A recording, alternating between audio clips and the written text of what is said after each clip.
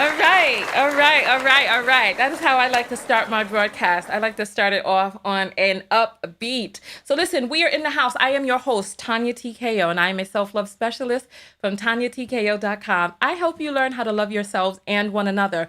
On this channel, we use viral video topics as teachable moments for what self-love or self-abuse looks like in your life. Today, we're talking about the dust blowing over to England, and I am beseeching my sisters in England to call in. This is the telephone number right up here at the top.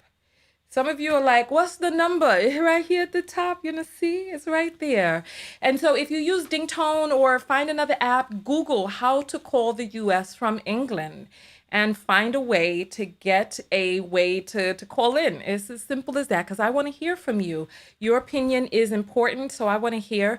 The phone lines are now officially open. Phone lines are open. We did get a call in from a number 44 +44, and so that is the English country code. So yes, we are in the building today. Speaking of in the building, go ahead and give this video a thumbs up. Thumbing up the video lets the platform know that the video is liked. It allows the reach to go further. So yes, England is calling in. You on the air live with Tanya. What's your name? Uh-oh. Hold on. We can't hear just yet. Give me 1 second. Okay. Okay. You're on the air live now. Hi, Tanya. It's Serene. Hey, Serene. How are you? Hi. Okay, how are you? I'm fine. Thank you. Thank you so much for that recommendation for other people in England. So listen, what's going on out there in the UK? Are you all right? No, we are not. But the thing is, I've been saying this for so long. I feel like because the black population in the UK is so small, the dusties go under the radar. So we think Mm. that there isn't actually a problem in the UK, but it literally echoes or mimics exactly what's happening in the US. I'm There so is sorry. I'm nothing sorry. different. Can you do me a favor? Your phone is a little muffled. I don't know if I'm on speakerphone or Bluetooth or something like that. Oh, you are on speakerphone. I'm taking you off. Okay, and if you can speak just a little more slowly because there's some people who have difficulty understanding the British accent. So if you could just speak just a little slower, that would be great. Okay, I'll try again. Um, okay. So what I was saying is that the problem in the UK mimics exactly what's happening in the US. Um, the difference is because the black population is so small in the UK, it kind of goes under the radar. It's missed. Mm, It's seen as if there's no problem, where in okay. fact there is a problem. And obviously, I migrated to the UK maybe 8 years ago, and Okay. it was a surprise to say the least, because I always knew that America, there was a certain type of black man that existed to an extent. But when I moved to the UK, especially coming from the Caribbean, I was really awoken to what's really out there, the options that black women have, and then the options that educated or black women that want things for themselves, Mm-hmm. the what options they have, and they honestly have no options to an extent. Um, I'm a big advocate of divestment. Um, Okay. I made that before a lot of black women decided to do it because it serves you better. If you are not willing to raise a man, Yeah. you're better off divesting. It's safer, it's more economically safe. Your kids are protected, provided for, and these are the things that black men don't understand. I tried calling in earlier when the guy was talking about black men experiencing things. And I think a lot of times black men forget that black women are going through the exact same thing. The Mm. difference is we're actually doing something about it. Yes. They sit and Yes. they complain and they say that black women are hating on them and black women are doing this and black women are doing that. But Yeah. in fact, black women are just actually doing for themselves. While black men sit Yes. back, while black men sit back and expect that we're supposed to do something. You're the man of the race. You have the strength of the race. Why are you leaving it for women to now go and fix it? There's no other race that does that. We are the only race where the male of the race devalues the female of the race. No other race does that, whether they date inside, outside, or they decide to date of the same gender. They do not disparage the females of that race. Black women are not protected. And that is the problem. So when they call and they're in the comments, oh, we hate them, no one hates you. But there comes a point where you become tired and you no longer care. And it's about self-preservation and ensuring that the offspring that you bring into this world is protected for and catered to, and it's offered a lifestyle that is deserving of them and not just the lifestyle of the bare minimum. And I think this is what Black men miss or misunderstand or refuse to understand. But then let me ask you this question, because from what it is that I know about racism in the UK, it's very covert. So what is interracial dating like in the UK then, if you're talking about divestment? What is it like? To be fair, I think, if I'm being honest, in terms of nature, men typically are the same. When it comes to interracial dating, though, I think that you're more... no one is ever going to be completely against it. I think that sometimes you have to think about what people's grandparents are like. I think after a certain age, I think the general public is pretty much accepting of it. I find that the racism is very covert and it's organizational, it's systemic, very systemic. No one is just really ever going to just blatantly be disrespectful that way to you. And if it's done, the British way is to gasp, because British people tend to be very, this politeness that they have. Okay. So no one is ever really gonna unless trying to be intentionally disrespectful, it's typically not just gonna happen.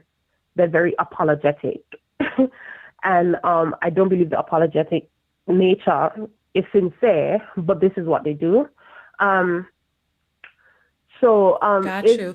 So you're saying when yes. you came over to England 8 years ago, because you said you went to England from the Yes, yes. I Caribbean was in 8 years ago. yes, When did the dust yes. start blowing over there? Do you know what it was? I can't say exactly when the dust started to blow. What I can say is when I came to the UK, I came to university straight from the Caribbean, and I noticed that Black women were not the choice of the Black man. And because I'm Caribbean, that was never actually the thing that I knew. So I really had to step away from the situation and just really evaluate what was going on around me. Wait. I'm sorry. I need to understand this. I need to understand this. You said when you went over to the Caribbean, I'm sorry, when you went over to England from the Caribbean, that Black women were not the choice for Black men, that they were not the preferred choice. Yes, yes. So who was or who is?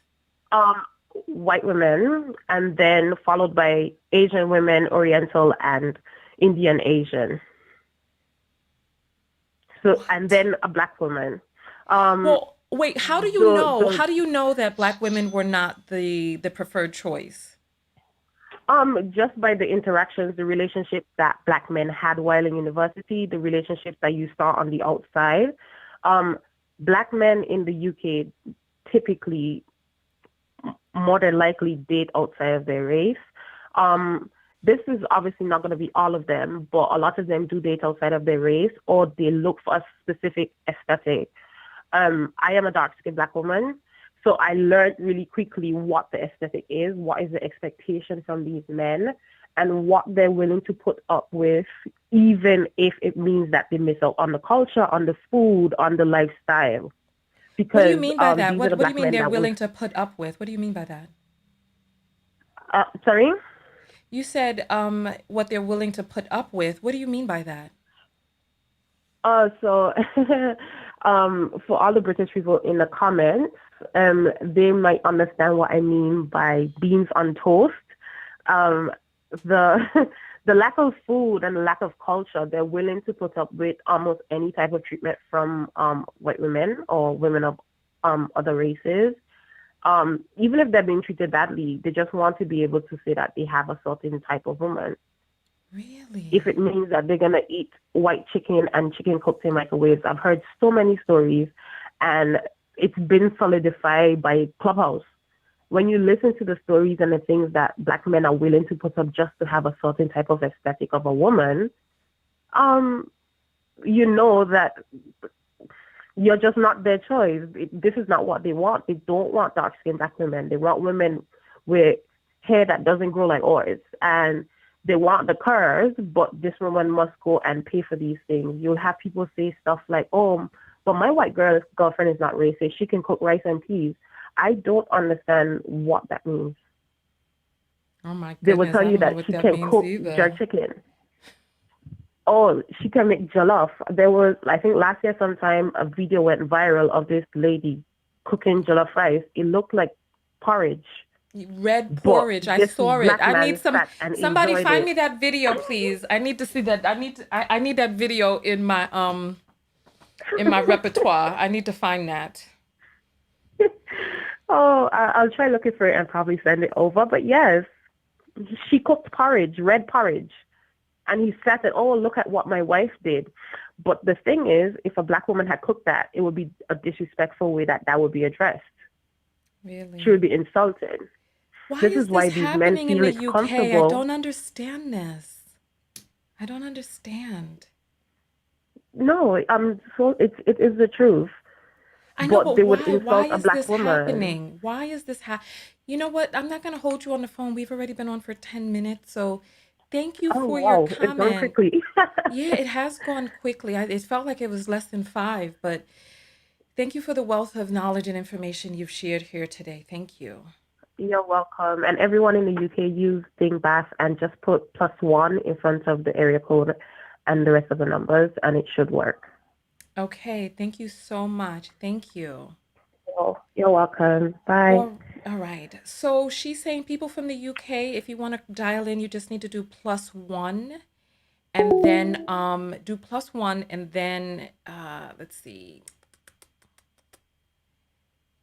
+1 and then the area code and the number.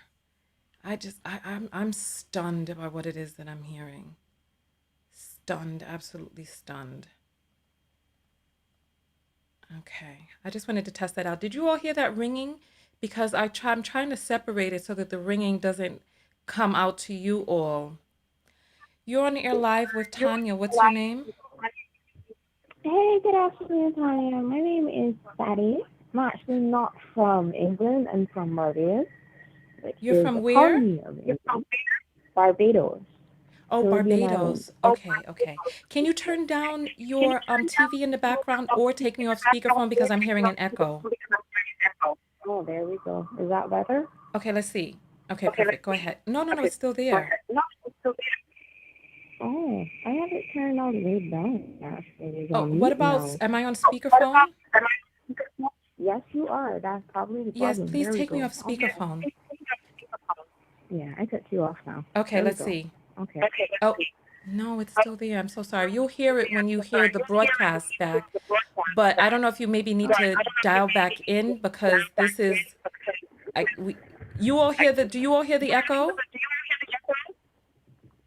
I had my on and in that. Your account balance is running low.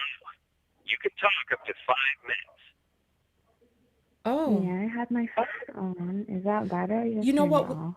Okay. No. So you know what I'm going to do? I'm going to be quiet and I'm going to let you speak, okay? Because when I talk, I hear the echo. Go ahead. Okay. Okay. I'm not gonna really be speaking on facts per se. I'm going to be speaking from what I feel in terms of our community. The research that I would have done, which would have been, I read the Willie Lynch letters, and I also see how slavery has really affected us as a community. Even onto this day, how the Willie Lynch letters is still working and how everything is still the way that the white slave masters would have wanted it to stay in the time that it would have been present at that particular time. And what I would say is that we as a community need to heal, both, individually and as a community together. Because at the end of the day, we can point at black men and go, yeah, go ahead, sorry. No, You were that's saying not me. something? I was turning up your volume because people were saying they couldn't hear you. But go ahead. I don't want to talk because when I talk, there's Oh, an echo. Please go ahead. okay. Right. Individually, we need to heal from the effects of our ancestors up to the present day with the trauma that we would have been experiencing, given that these things are generational, and learn about our own history individually so that we will know which direction to go in order to be able to heal as a community and for ourselves individually. That's pretty much all I really had to say. Because I don't bash blacks I really don't bash anybody. I try to understand where the root of the issue would be so that we'll be able to get to the root of the problem, dig up the root of the problem so that the problem will no longer be there. Okay, wonderful. Thank you so much for calling in. You're welcome. My goodness. All right. So thank you all very much. I appreciate that. What we're going to do is we're going to read some of the apples right now.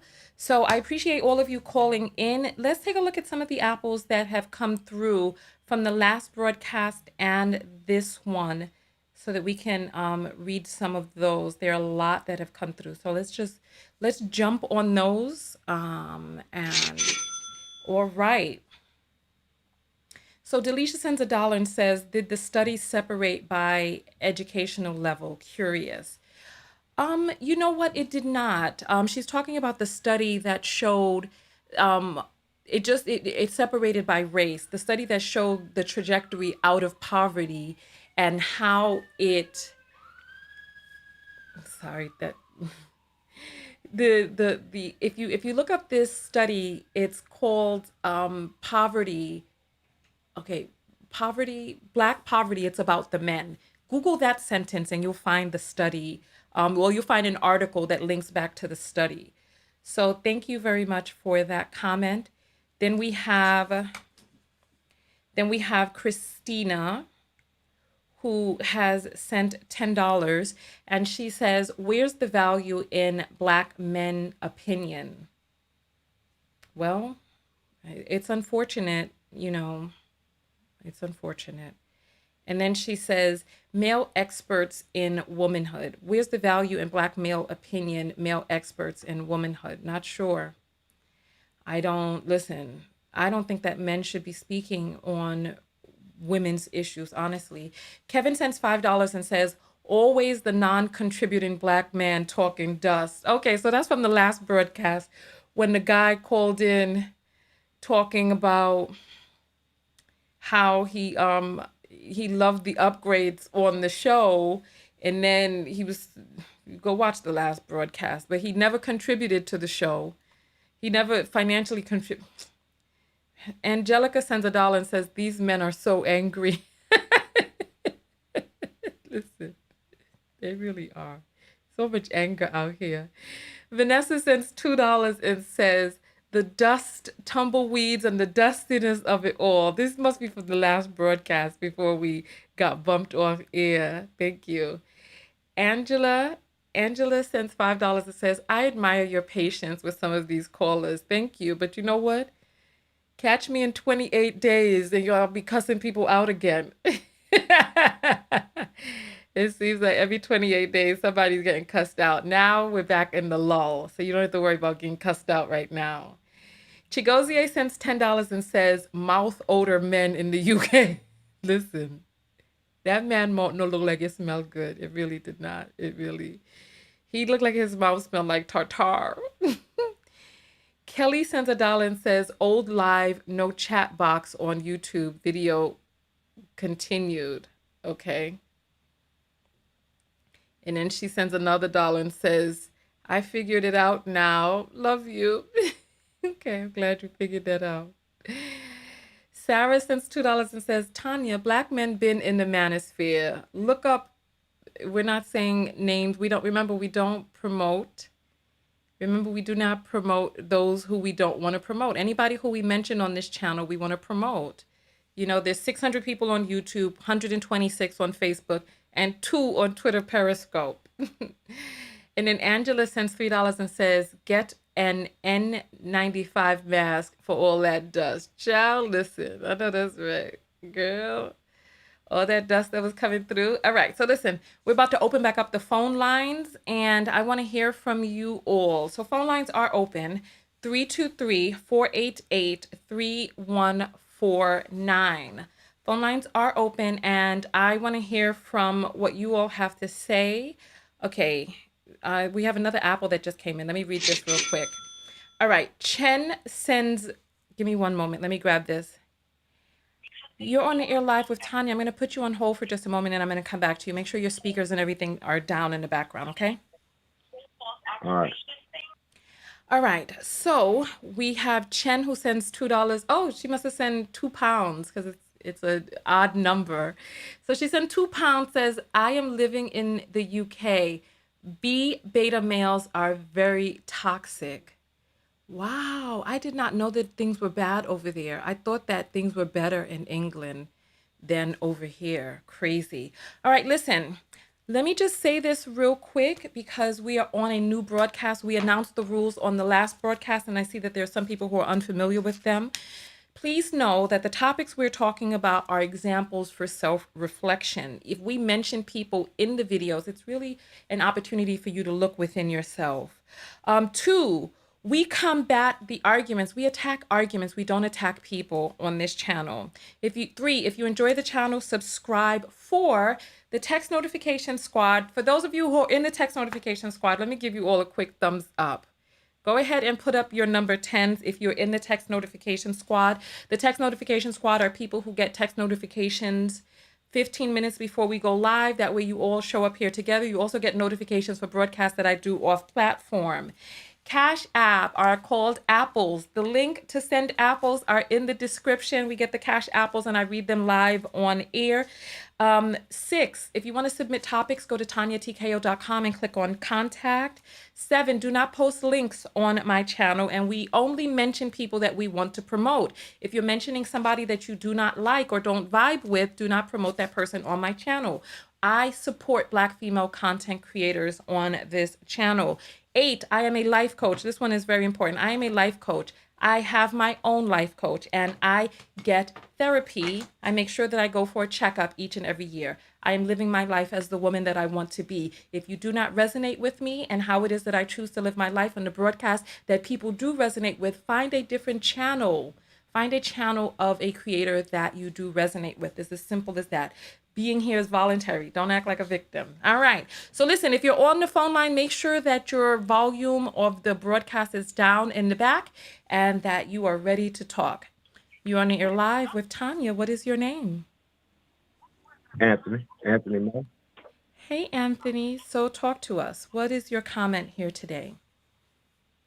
Oh, I was watching the thing on Facebook. Honey, I hear an echo in the background. Is your TV or whatever down all the way on mute? Oh, that's probably because I had you on speaker. Can you hear me better?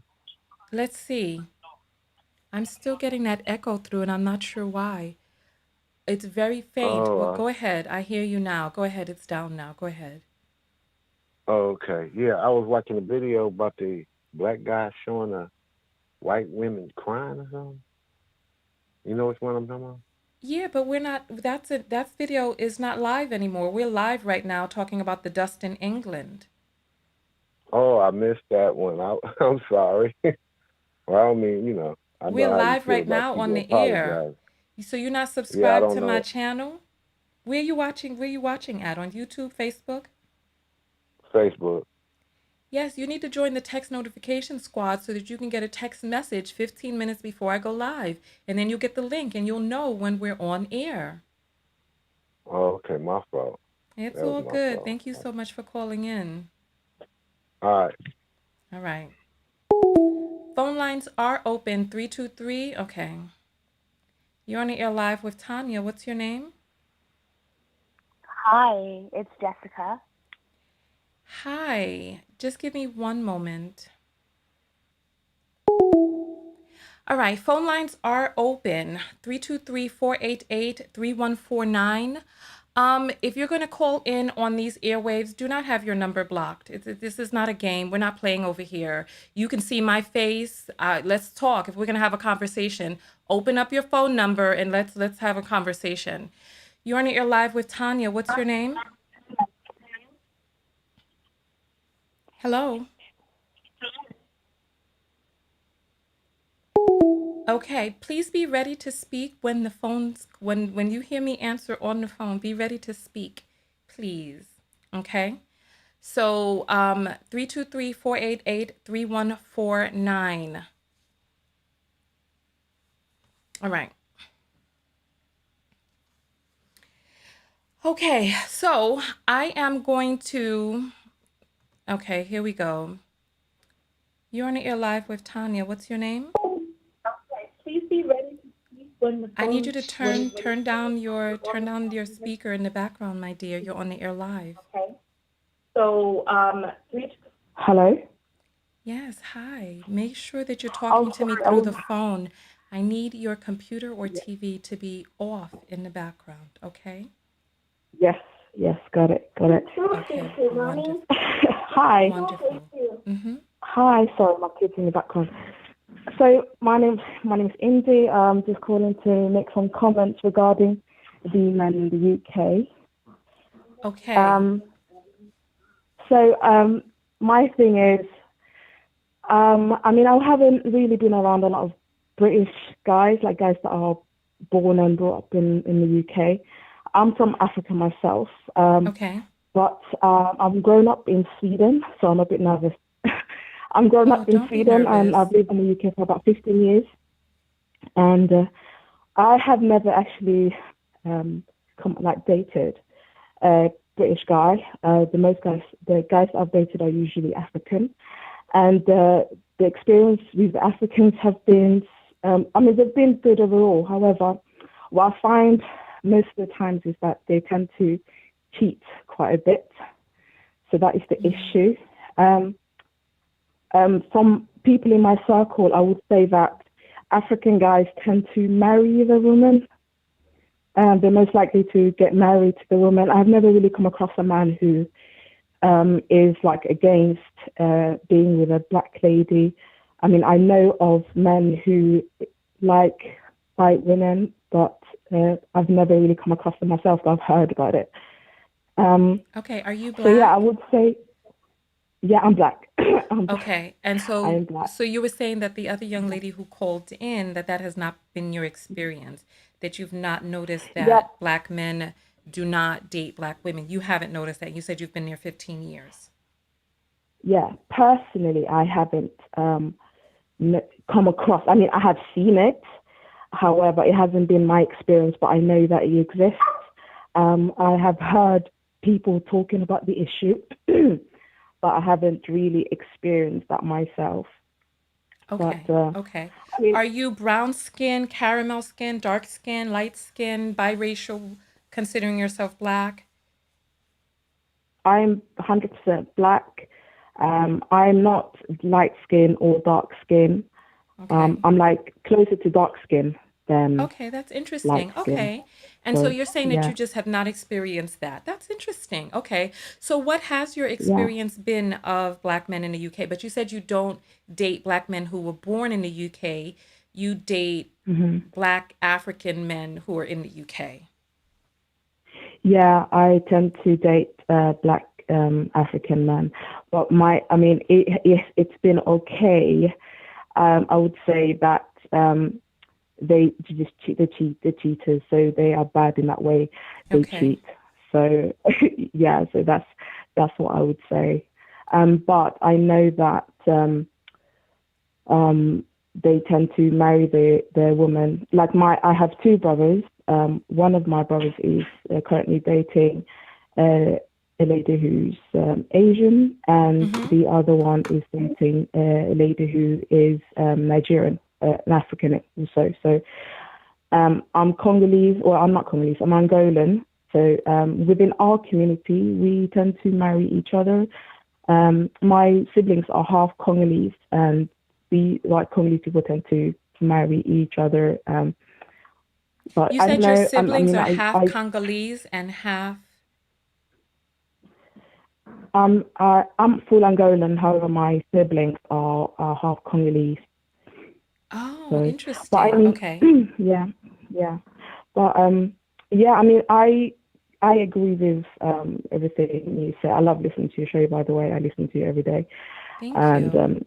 I agree with the things that you talk about. And I mean, I don't know. I mean, I'm currently single, so I mean that tells a lot about men. But I feel I might sound a bit controversial. However, I feel that the issues in America are quite severe with the guys over there. I don't know. I mean, I don't want to sound bad or anything like that, but it seems quite severe, like compared to the UK. Okay, so you're But I saying mean, that the situation with Black men in the UK is not as severe as it is in the United States. You're saying in the US that the Black situation is severe, but in the UK it's not. So tell me, why is it that there are Black British women who are saying that the dust has been over there, that Black men have been on some stuff in the UK for quite some time? I'm curious as to why your experience is so different than some of the other experiences that we've heard about. To be honest, I mean, I don't want to invalidate anyone's experience. They are No, probably you can right only speak from because. yours, right? Sorry, I I didn't hear said, you yeah, you can properly. only speak from your experience. So absolutely, go Yeah. forward. I mean, I think it just depends on who you are around. I don't know. To be honest, I don't want to say that either because, like I said, I don't want to invalidate anyone's experience. It's been my experience that I mean, the men that I tend to date are usually they have like good jobs and I don't know. I don't want to make it seem like I'm kind of pandering to guys, but I agree. I mean, I agree. I'm trying to divest myself, and because I mean, it's just different. It's not good because they're still cheating, so that's a bad thing. But I mean, it just depends. I guess it just depends on who you are around, and I think I've never been able to relate to British men, like men that are born in Britain. Since I'm Okay. African, I'm quite, Okay. All I'm kind right. of into my culture. So, Okay. yeah. Well, thank you so much for But your point of view. Thank you. mm, Thank you for contributing no, to the it's not. Thank you very conversation. much, Tanya. I love your show. Bye. Thank you. Bye-bye. This is so interesting. So she has had a completely different experience. So for those of you who are getting in here a little bit late, I'm going to play a little bit of the broadcast that we mentioned earlier. Oh, the phone line just comes. Just give me one moment. You're on the air live with Tanya. What's your name? Hi, Tanya. This is Simone. Hi, I'm calling Simone from with New an York. S? Yeah, Okay. Simone. Okay, perfect. Go ahead. You're on the air live. What is your comment? Oh, sorry. Yeah, this is Simone. I'm usually in Italy when I'm watching your videos. I love your show. Thank you. I'm a flight attendant, and I used to always do flights going to the UK before the pandemic. And before I got into my relationship, which has been like 4 years now, I would go on dating apps and try to date in the UK. I always had a hard time finding a Black guy who would be interested in me and that would give me any time of the day. And that's when I really started to venture out and date white British guys, and Mm. then I'm with a guy who is Italian, and I live in Italy. But it was always hard. It was very uncomfortable on dates. It just didn't seem like they were really interested in me, and that they might have swiped whichever way, just to kind of be politically correct. Like, oh, she's a cute black chick. I just never felt that they were super interested in me when I did go out in the UK, and I was there like twice a week, if not every other week when I was working. So that was pretty much it. That's just my experience with black British guys, and and now I'm with an Interesting. Italian. And so tell me about your complexion. I'm just doing a survey. Oh, I'm brown skin. I'm a normal brown skin girl, like a Okay. woman, a typical brown skin. Yeah. So Okay. brown skin, natural. I do wear braids, and when I first started flying, I did have my hair. I had like a brush cut, and then from a brush cut, I went and started growing it out and changing up my hairstyles, and I've kind of done a little bit of everything. Mm-hmm. But over the years, it didn't matter how my hair was. When I was there, it was just basically a waste of time if I had attempted, even at any of the pubs, to like try to like make an attempt with a black guy, or not me make an attempt, or like think like, okay, he's cute, I look cute tonight, let's see if I will. Nothing. It was always a white guy Really? who would be interested in me, never a black British guy.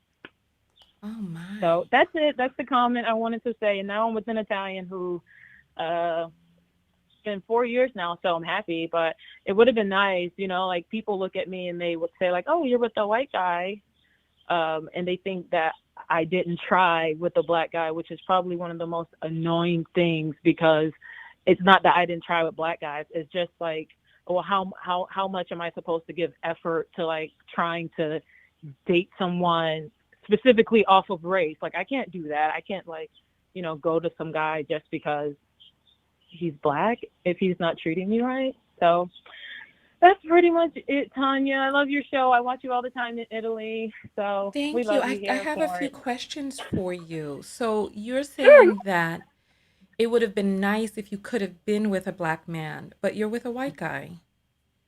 Mhm. I want to understand that Yeah. statement a little bit more. Um. Well. Growing up, it was always something of, I always admire my dad. My father's black. I have my black family, so my uncles are black. So I always wanted to, that's just the guys who you would think that you would kind of like, date a guy who reminds you of your father, with strength and hardworking and all of that really good stuff.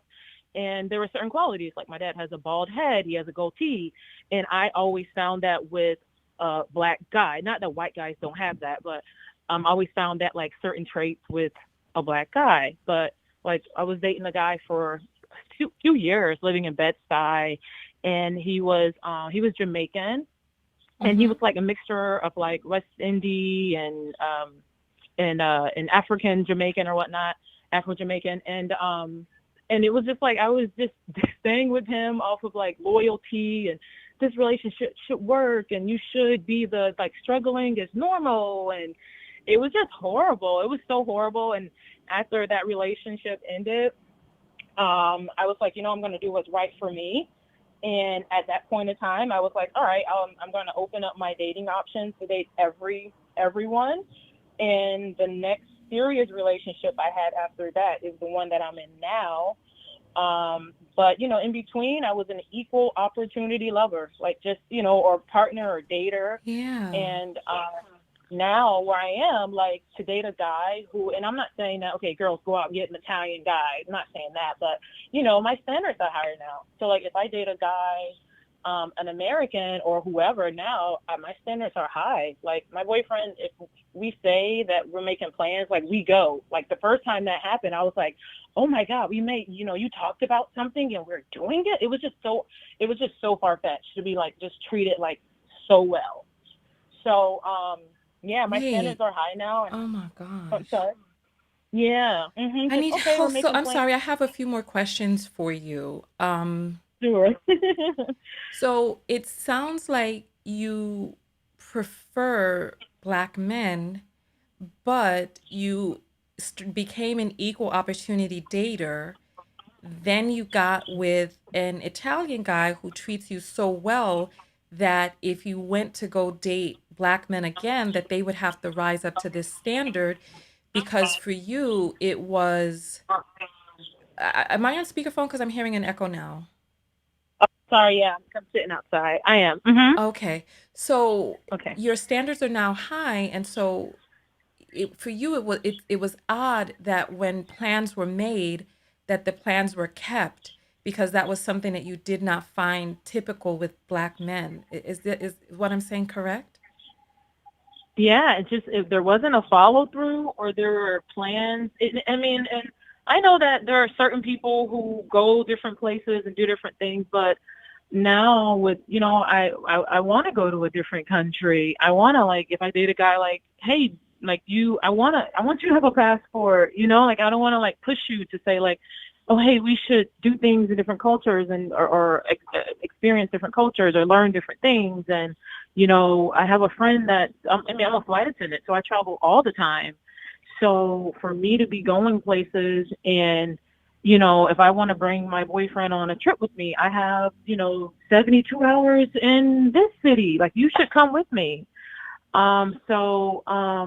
Yeah, just a few experiences that I had with black guys in the States, like, it just made me open up my dating options. And now that I see what's possible, that, hey, you can make plans and dream big and go places. And it doesn't mean that, like for us in Europe, it's a little bit different with, some of the airlines. You can fly like super affordably or super affordable, whatever.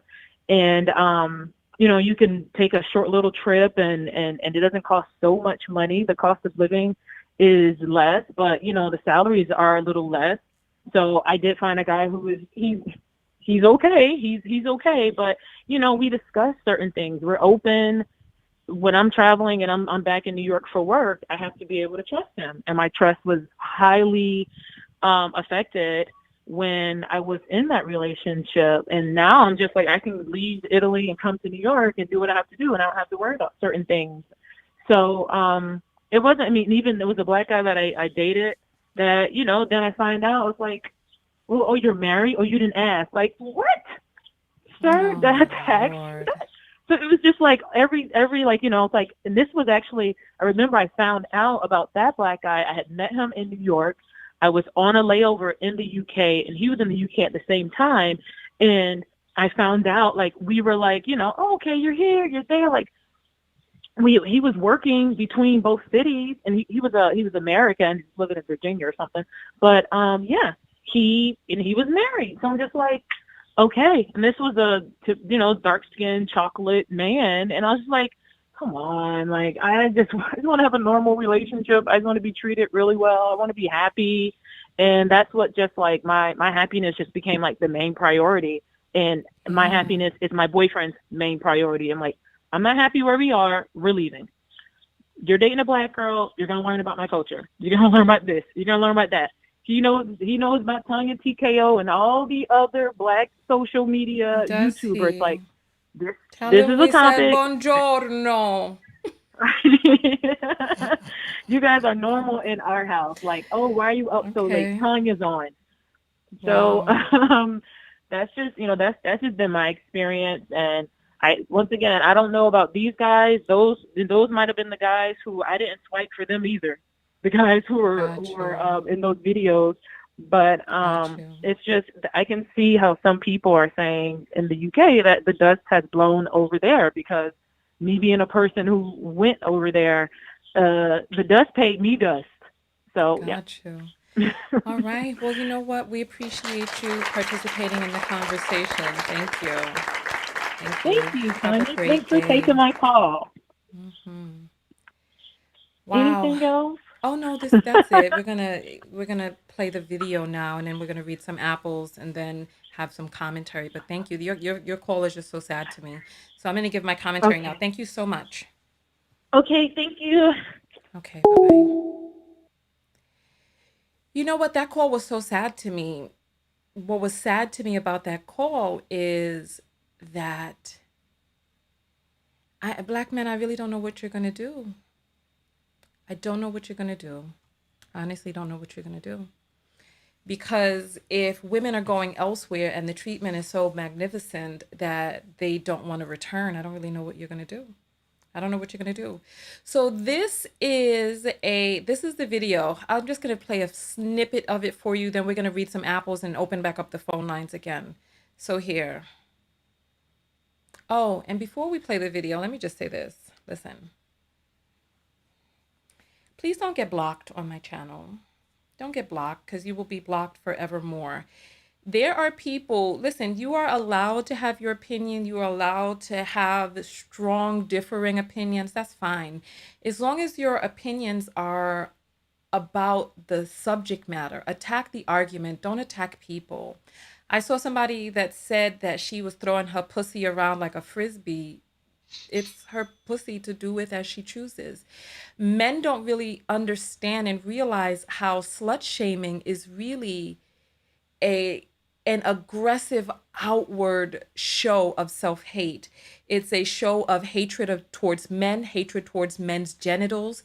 And when you posit that a woman becomes dirty when she touches men, that's really it's like you don't really realize. It's like you think you're shaming the woman when in actuality, you're actually lambasting the dirt and filth of men.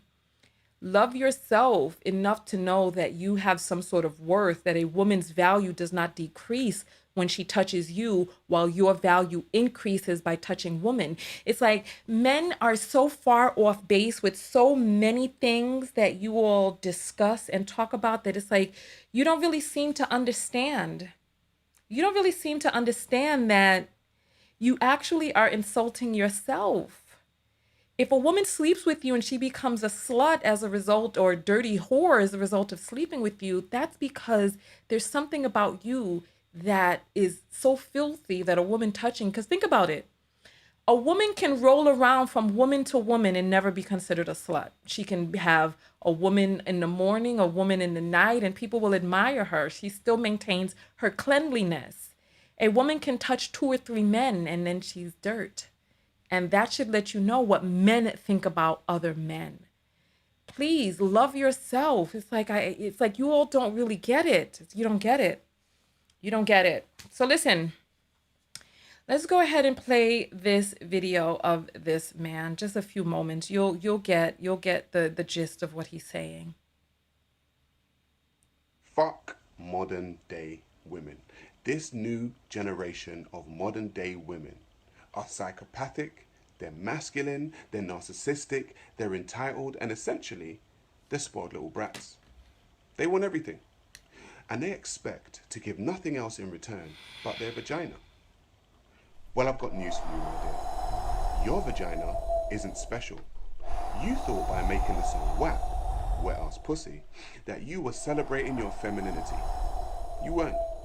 What you were essentially doing is telling us men what we already knew. You're a hoe. Don't be offended. That was the hook of the song. There's some hoes in this house. There's some hoes in this house. There's some hoes in this house. And this new generation of women shook their BBLs in celebration. Now, Dave Chappelle once said that if pussy was a stock, it would have plummeted. Why? Because you flooded the market with your pussy. Have you heard enough? Have you heard enough? My eyes feel dry anytime he starts talking. I can't deal. So that is the basic gist of what it is that he was talking about. It's just all right. So let's read some apples and then we're going to open back up the phone line. So get ready. So people from England have been able to call in, which is wonderful. So find a way to be able to call in because I want to hear from you. Let's get the apples back up on the screen. Here we go. All right. So B sends in £2 and says, the lack of respect, love for Black men is global. The lack of respect, slash love for black men is global. So are you saying the lack of love for black men is global and that the lack of respect for black men is global? I mean, listen, honey, you need to clarify this because I need to understand what it is that you're saying. Let's see. Ricky sends $10 and says, love the platform progress. Keep up the great work. Thank you so much. I appreciate that love. Thank you. Thank you. Yaisha sends $5 and says, God bless. Thank you, Yaya. We appreciate that. Thank you. And then we have Daphne. Daphne has sent $5 for dust or smoke or plumes. Whatever it is. Whatever it is. Thank you. Wind. Leah sends $10 and says, she went back and said she sees it, just not her experience. Let's see. What did you leave a different comment before that we don't see? I don't know what we're talking about right here. She went back and said she sees it, just not her experience. Okay. Maybe she's talking about the last caller. Thank you. We appreciate the love for calling in. All right, let's get these phone lines back open and we're going to take some more phone calls. Phone lines are open. 323-488-3149. That is the phone number up there. I want to hear your points of view. Listen. Oh, my goodness. The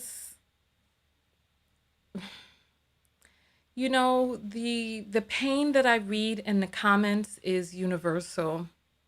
The pain is universal. You're on the air live with Tanya. What's your name? Hi, Tanya. How are you? My name is Alice.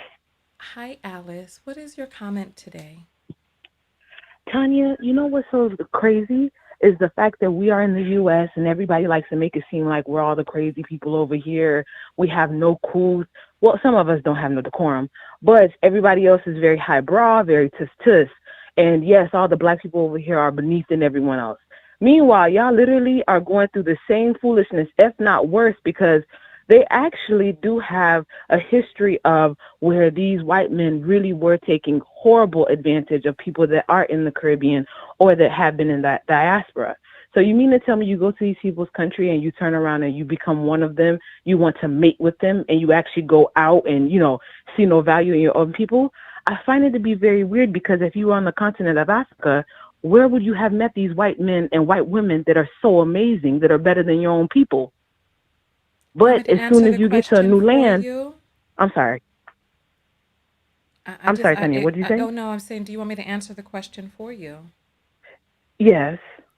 Colonialism was worldwide. I used to think like you think. I used to not understand. I used to think that black people in Africa had more pride.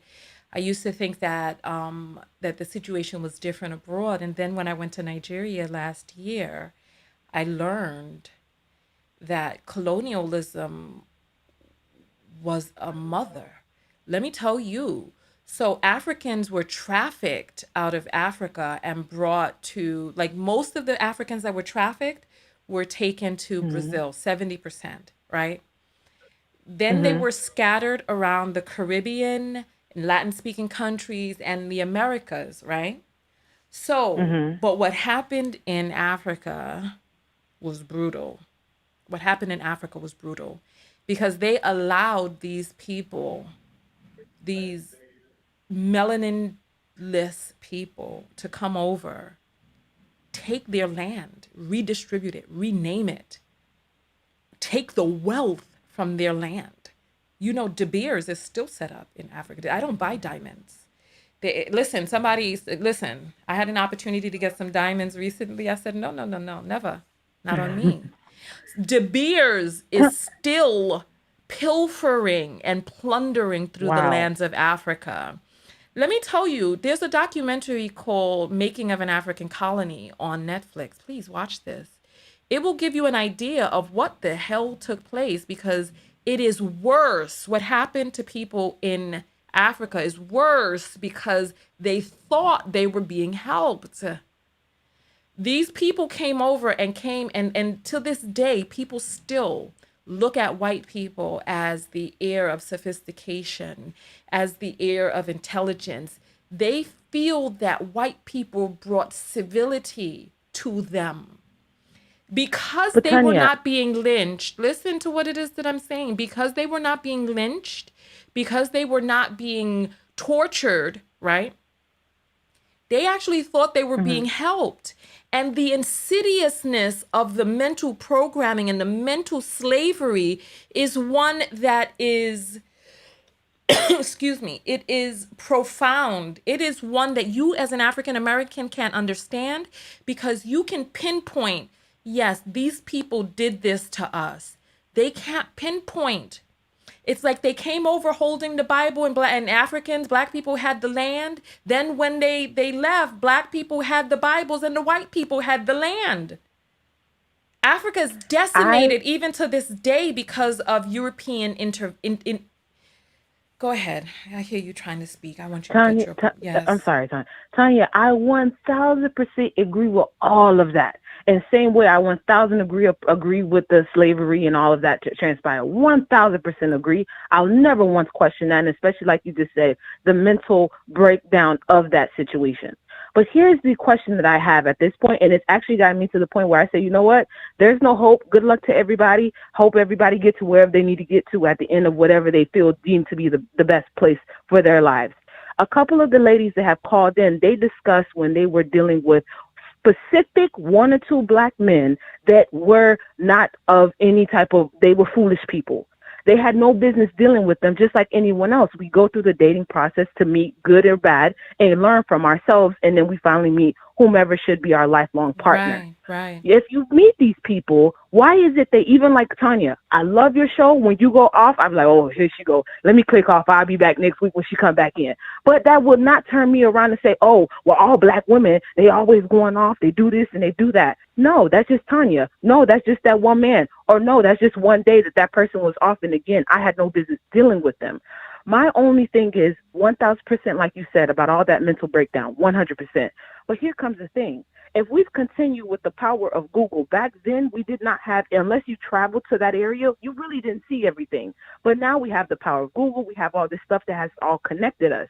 So you mean to tell me, we knowing all of this, if we're still turning around and saying, well, I see no value within the mirror that I look at too, which is my black self, because even if I was to date or marry a white man, I don't understand why would I then turn around and be talking craziness about all black women or all black men. I'm supposed to be happy over here with my preference. I wouldn't give a dang what the hell you people over there doing. That is what I find to be weird about all of this stuff, where even with the death stuff.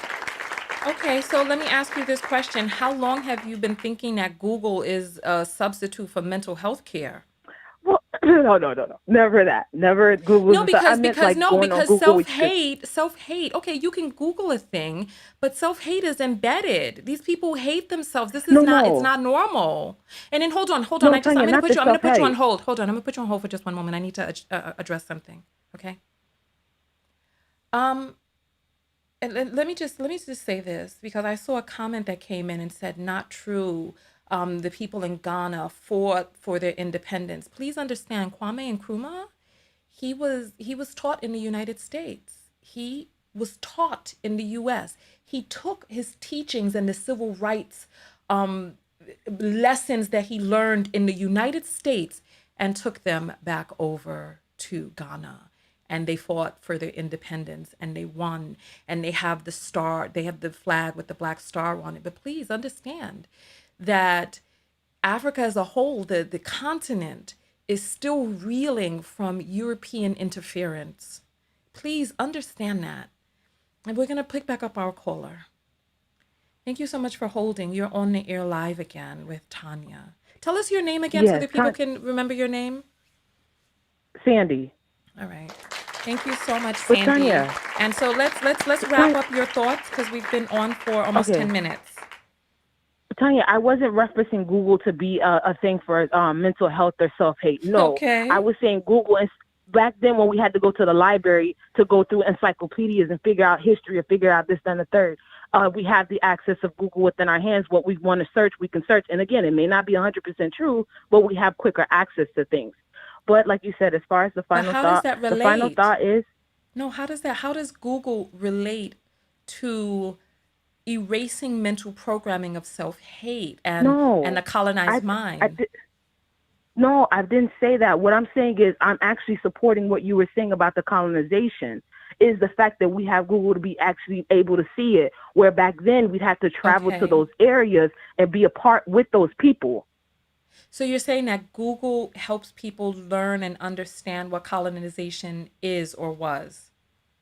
Okay, Tanya, just like you said about the diamonds, you went to Ghana and you actually saw that. I went to Ghana. Us who have not gone.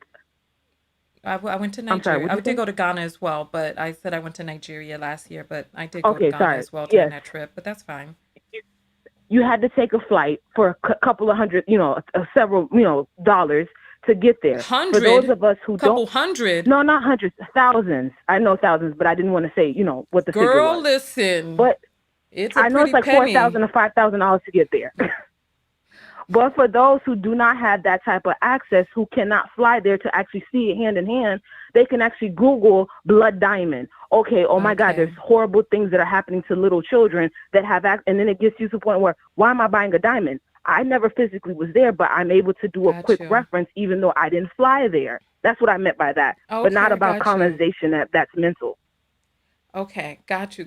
Okay. No, okay, never meant that. No. That's why I asked questions so I can understand. Go ahead. Final thoughts.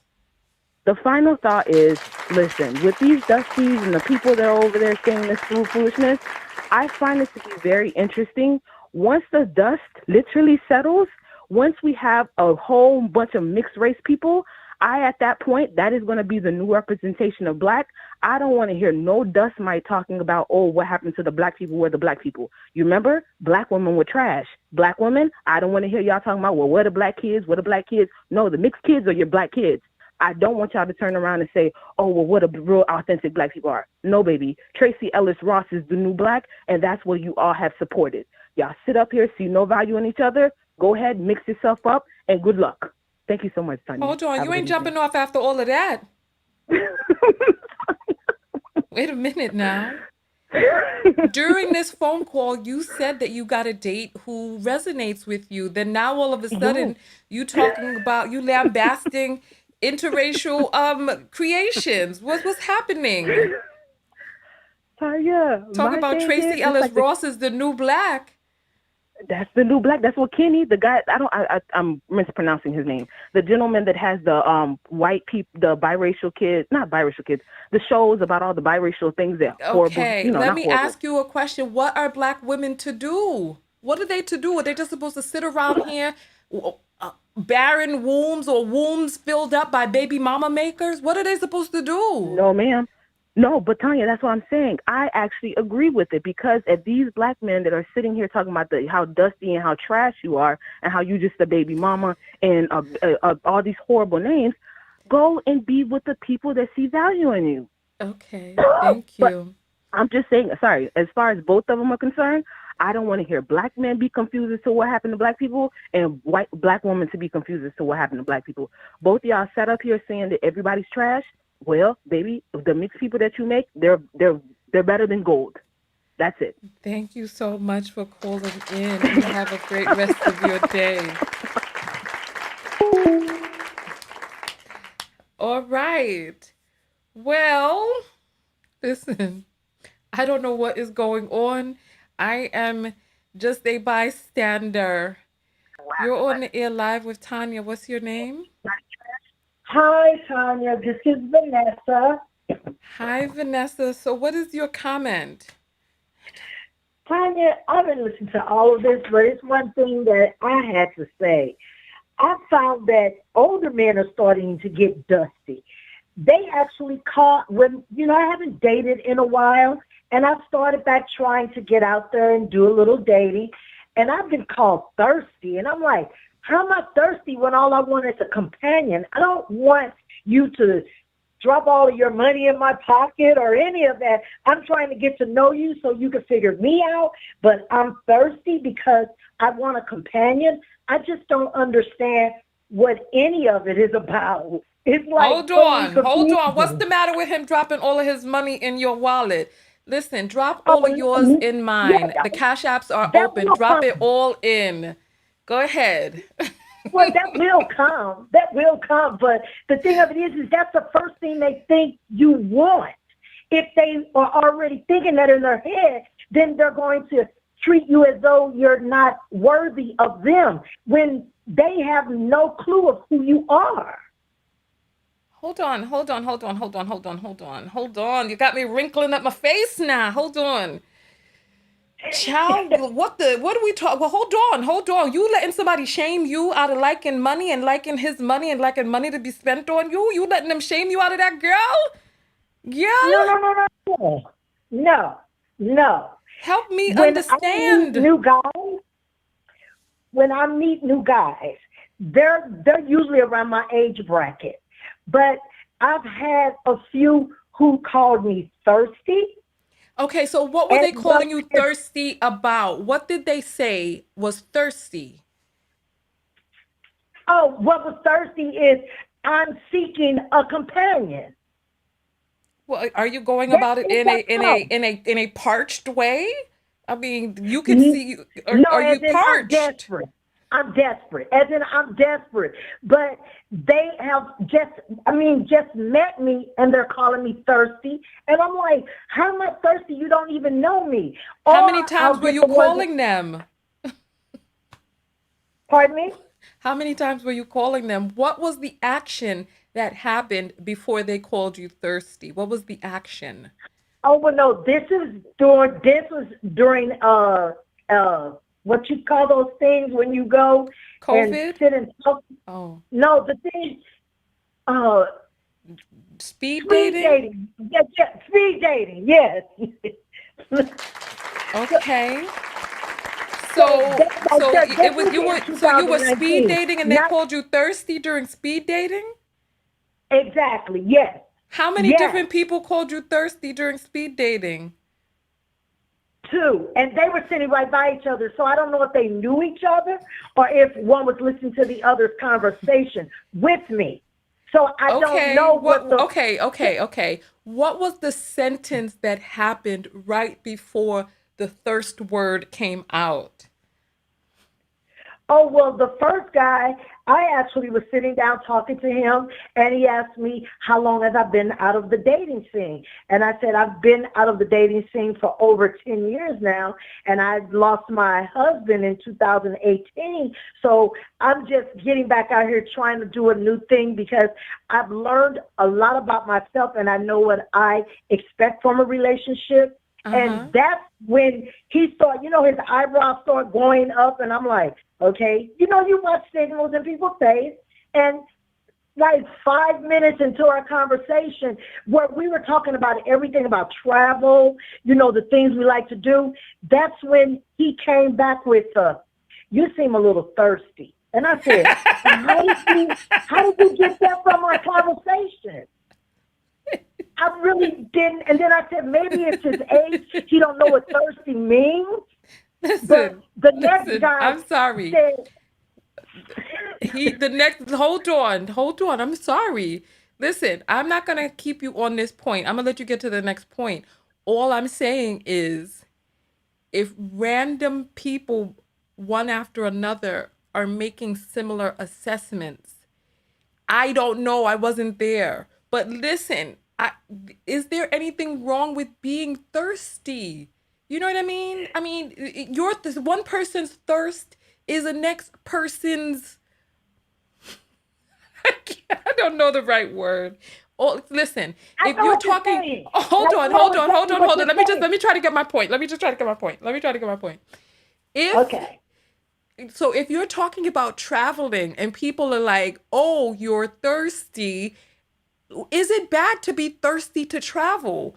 We've been in pandemic for a while. Many people are thirsting to travel. I am thirsting to travel myself. Thank you. But this was before the pandemic. There has not been any speed dating since, 2019. Okay, let's get to the point that you called to talk about. Let's get to the point. Okay, the point that I'm calling for is because a lot of older men are starting to move toward the tumbleweeds and the wind and the dust because they say things that they don't even understand. Like, as I was about to tell you, when he said I was thirsty, I don't even think he realized what he was saying, or he didn't understand, because he was around my age, possibly a little older. And then I went on, because he said that, I asked him, do you know how to work a computer? And he said, not that well. And that's when I realized, I don't think he knows what he's talking about. The next guy I went to, he started out the conversation with, I just heard, I heard you were thirsty. I ain't got time for this. You need to move to the next guy.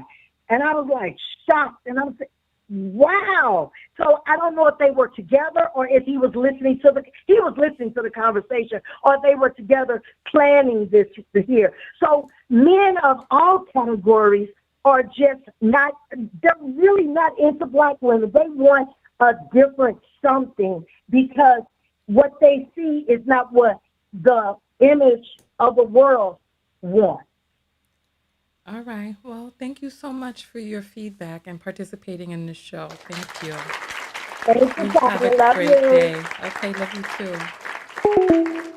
Listen, I see somebody in the comments that's about to get blocked. So listen, please be on your best behavior. Act like you got some decorum out there. Remember, we attack arguments. We do not attack people. So I want you all to be on your behavior. Listen, a human being is not a lock. A woman is not a lock.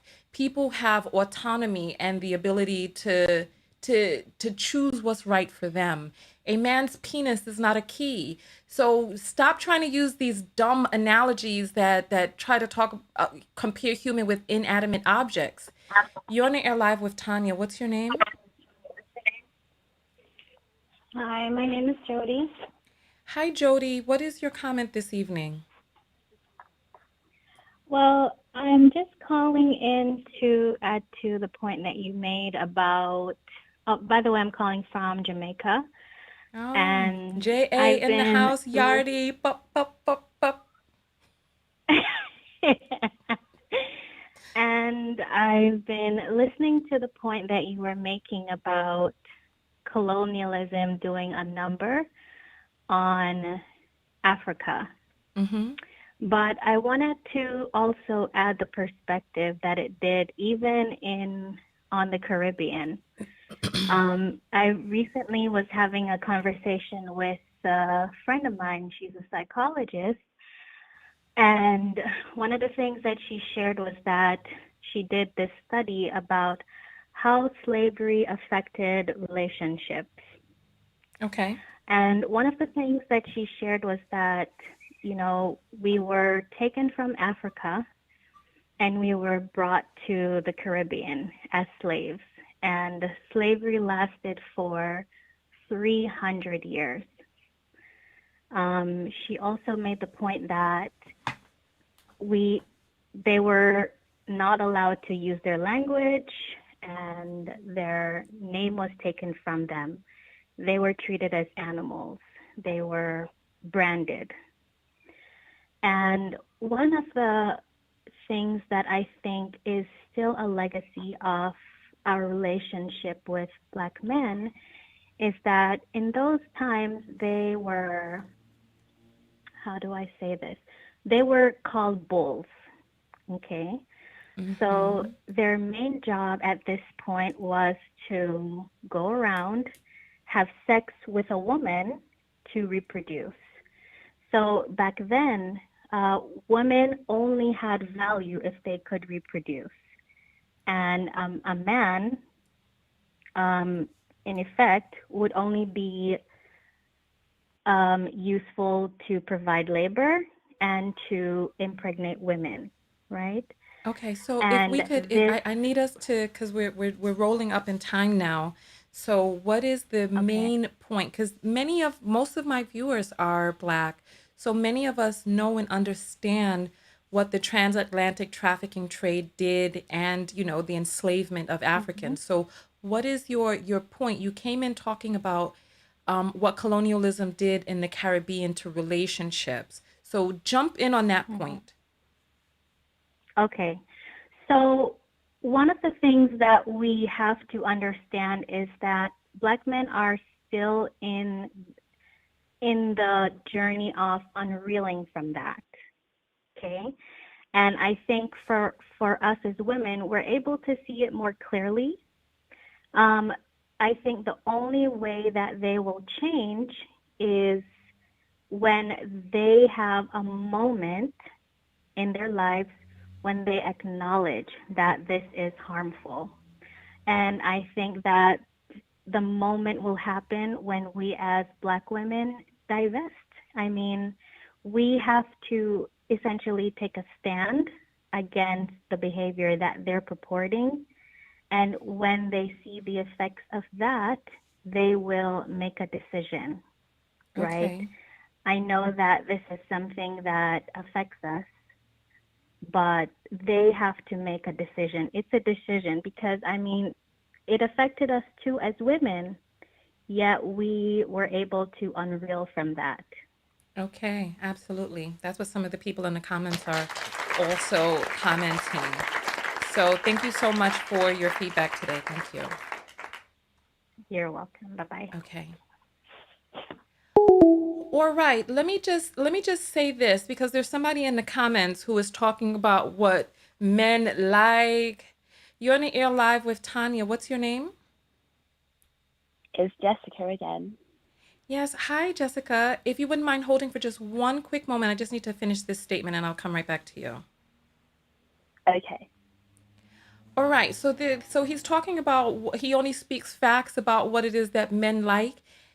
Yeah, unfortunately, what you're doing is exemplifying the dysfunction that exists in male minds. You're exemplifying that with those statements. Yes, of course. Men like young women who are ignorant and unknowing of the world, not sexually experienced, but does that mean that that is what's best for society or what's in the highest vibration for relationships? No, it doesn't. It doesn't. So let's continue going forward. All right, you're on the air live with Tanya. Welcome in. So what is your comment here today, Jessica? Hi. So I'm calling just obviously, as you can tell, I'm from the UK. I could probably give you an insight as to the dynamics that are going on over here. I can see you were saying that the dust is blowing in from America. To be honest, I think that tensions between Black men and Black women have been going on for a while now. It's not something that's recent, and it's moving over with the movement of the Manosphere, channels that are blowing a lot bigger like Kevin Samuels. It's something that's already been here before that, and people can just relate, and that's why the experiences seem so similar. Okay. Are you a Black woman? I'm mixed race. Okay. Half You're Black, mixed. half white. Okay, half Black, half white. And so what is your experience dating in the United Kingdom? I haven't had a problem myself dating in the United Kingdom. I can see the different dynamics that go on with the different Black ethnic groups that we have in the UK. So you're going to see contrast between Caribbean men and African men, particularly Jamaican men from the Caribbean versus African men, completely different cultures. So when women speak about Caribbean men dating out a lot, yes, they do. African men, if you look, they date out least of any group. So less than Indians, less than Asians, less than white, less than any other group, they date out the least. So Black African men are actually very race loyal. Okay. They don't date So out. question. You said that you feel that the dust has existed long before these channels and the manosphere has become popular. What do you think is resonating with men in the UK about this manospheric message? just that it's exactly the same experience. So when they're talking about that they feel women lack femininity, guys here are going to say the same thing. When it comes to them dealing with women who they feel like are entitled, they're going to think the same thing as American men. So that's what's going on. Why? That's the thing. That's a curious point. Why? Why? Because I honestly believe that there is a certain amount of that in society when it comes to women. You played the clip earlier where you had Chris Preddy, OBE. I'm not sure if you know his history, but he is a guy that has done a lot of good work within the community here in London. I won't get too much into his backstory, but he is the cousin of two notorious murderers. Two guys who murdered a 10-year-old boy. He had the stigma of having their name, and he grew up in gang culture. And he has done so much work when it comes to shining a light on the problems that are plaguing the young Black community over here.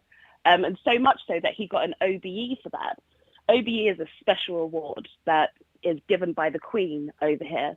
So he has that. But he was speaking about the woman that came on, and she had no teeth. She looked like she was on some sort of illegal substance, but she put her teeth in, she could put the makeup on and, act like she's a 10. Now, we know that as women, if you went out on a date with a guy and, you got back to your house and he took his teeth out, he took off his man toupee, man weave, whatever you call it, put it down on the side of the bed, and just looked like a completely different person, we'd have a problem with that. And men are going to have a problem with that as well. So I don't think he should be labeled dusty for having a problem with a woman who's doing that. You should actually be able to understand where he's coming from. Yeah, no, his video was attached to the video that was playing before it because he was responding to that video. But when we listened to what it is that he had to say, he was telling men, I translated for people who had a difficult time understanding his accent. But yeah, so are you going to speak about the first guy who was leaving that F modern women and all of that? Because the second guy, I don't know him. I don't know either of them. But the second guy seemed like he had more, I don't know, he was a little more cohesive than the first guy. So what are your comments about that attitude? Modern women are masculine, and they're narcissistic, and men who want to be with them are beta men and all of that other stuff. What is your thought on that? Okay, so with him, I think mainly his comments were stemming from frustration. I did think he took it too far with the, women are psychopathic, they're narcissistic, and sometimes people just throw these words around, not realizing that they're actual mental conditions, and we're just, overusing the terms, especially narcissistic. So I think that was too far. But when he speaks about entitlement, he has a point when it comes to women being entitled, women who may not necessarily be the best versions of themselves, demanding somebody else be the best version of themselves. And I'm like, you get what you put out into society. If you want the best men, the top version of men, you have to be the best woman. You have to be the top version of women. That's how you get the best men. You can't just demand it. And if you demand it and somebody doesn't want to give that to you, then they're dusty.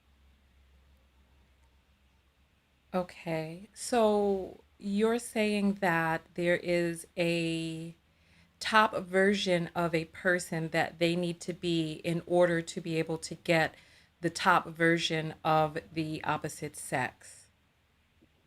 Yes. Okay. Yes. And so I'm confused as to how you gleaned that from his video. How did you glean him saying top version of yourself? Because what I did hear him say was, fuck modern day women. They're narcissistic. They're entitled. Fuck them and fuck this. And I'm confused as to how you gleaned your talking points from his tirade? Okay, so what I got from his tirade was when he was talking about modern women essentially being spoilt brats. Spoilt brats are people who want what they want, they're entitled, they're used to getting what they want, and they demand what they want. That's a You spoilt feel brat, that and you so feel that's that where I that you tied. I'm sorry. You feel that a person who has demands and demands to get what it is that they want is a spoiled brat. Well, you can have your demands, and that's fine, but do your demands match up with what you're willing to give? Okay. You can make your demands, but at the same time, you're demanding something from somebody else. And so as soon as you're dealing with a separate entity, another person, you have to take in mind and bear in mind what that person wants. So Okay. when you're making your demands, the person that you're demanding from, are they willing to give to you?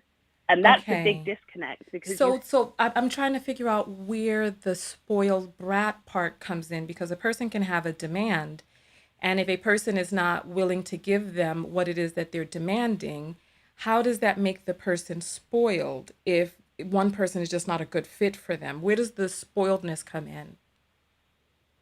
okay, so the spoilt brat comes in when, imagine a child that's used to getting what they want and they're told no. What do? They throw a temper tantrum. They get upset. They go on a bit of a tirade. And so that's where the spoilt brat thing comes into it. So you can have a woman who will demand something from a man.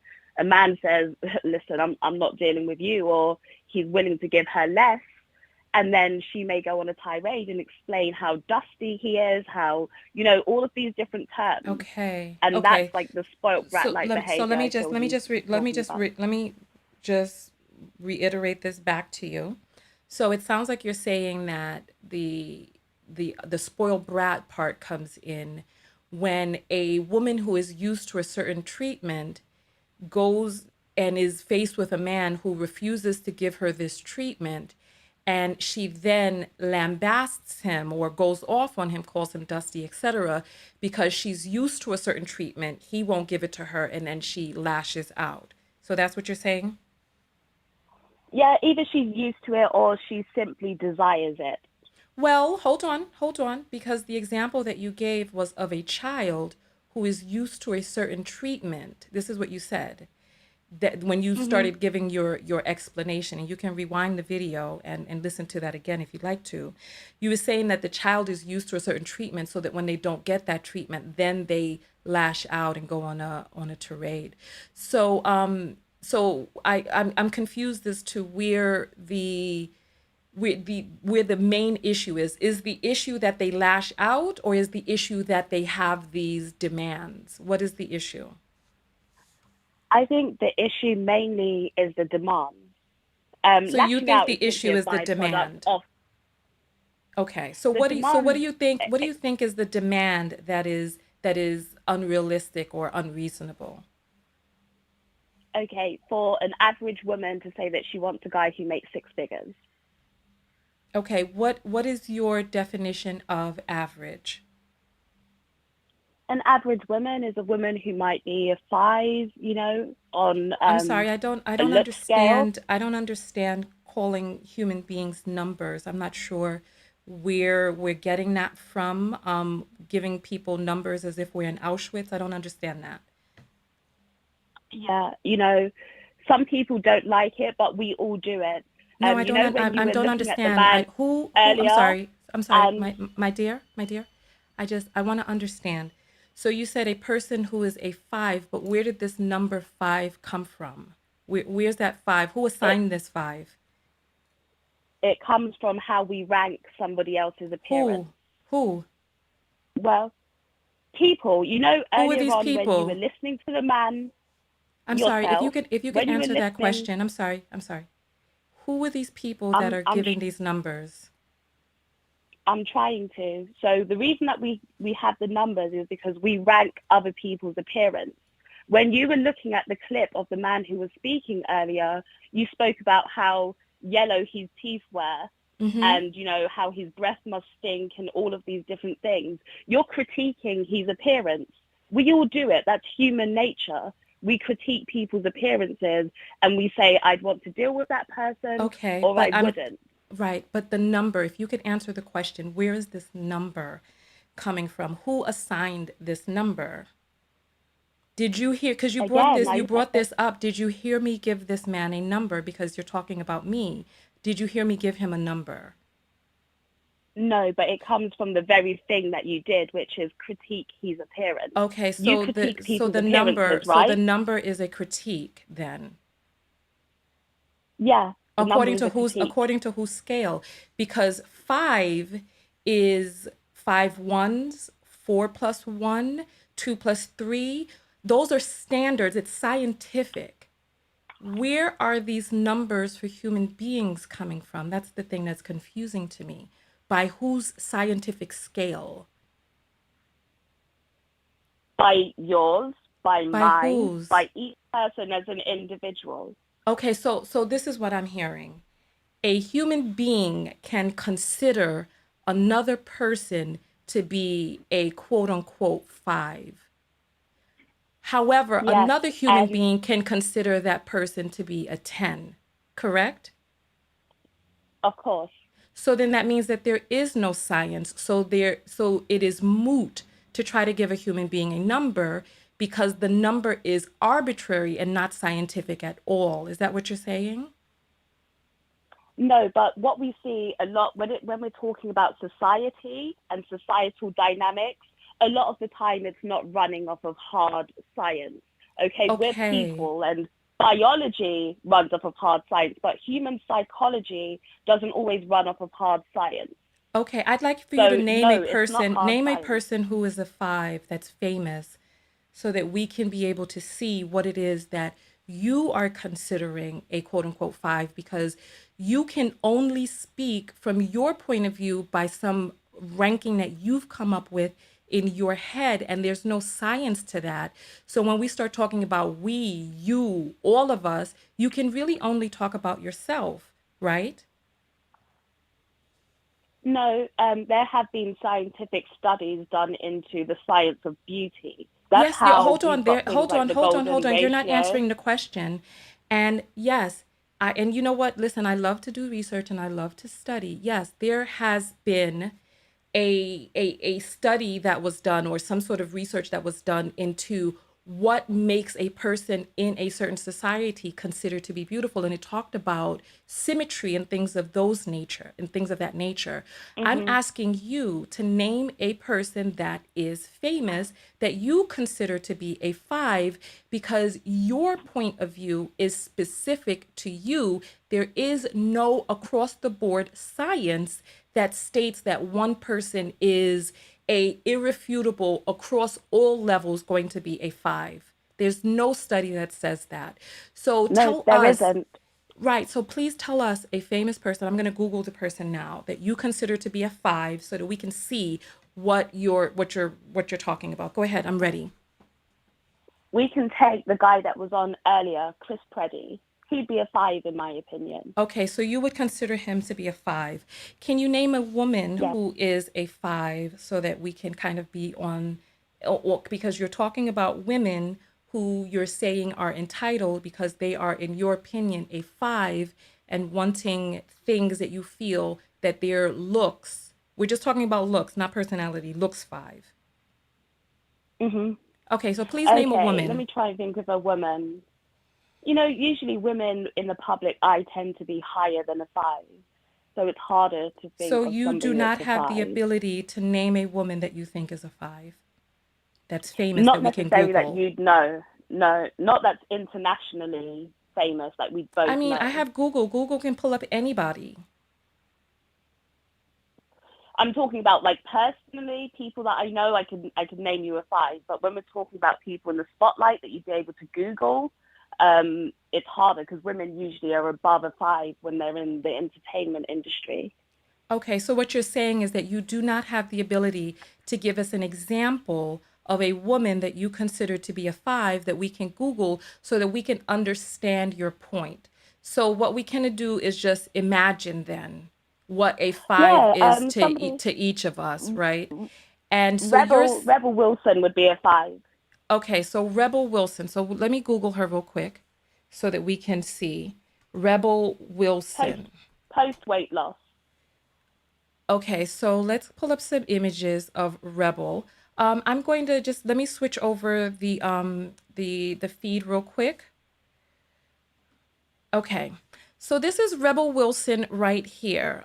If you all remember her from, let me move my thing.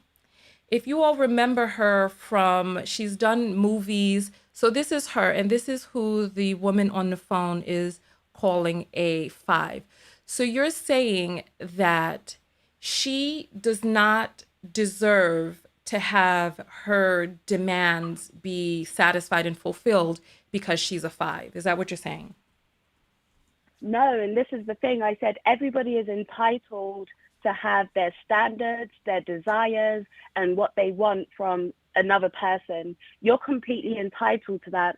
But I'm saying we have to keep in mind how realistic it is that we will get the things that we want. So then let's take a look. Hold on.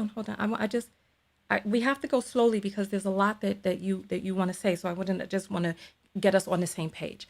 So this is Rebel Wilson's boyfriend, it says here. These are her boyfriends.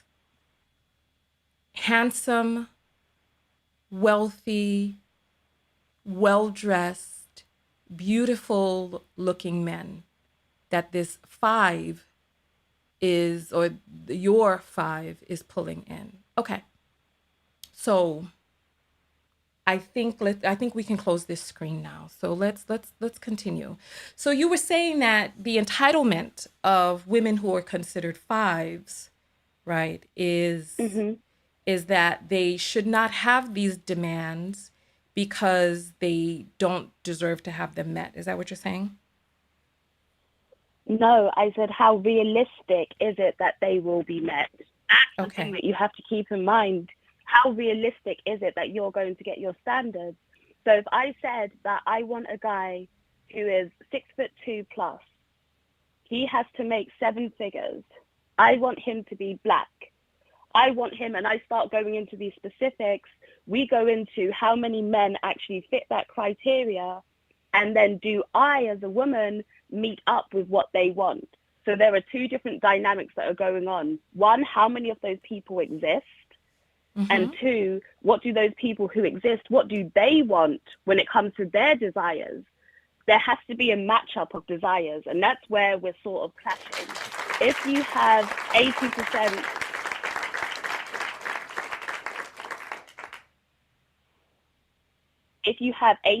of women who are all seeking one thing from the men, but only 20% of men meet that criteria, 60% of women are not going to get that man.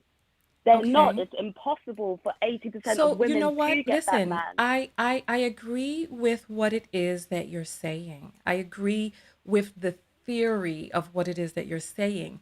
However, when you look at a human being being the sum of their parts, is a person going to be able to, there's a lot of different things going on at the same time here. 1, there's how the person looks. 2, there's the person's personality. 3, there's the person's life path and spiritual, and where it is that they're going spiritually, where it is that they are energetically, right? So if we are going to focus on what a person looks like on the outside, right?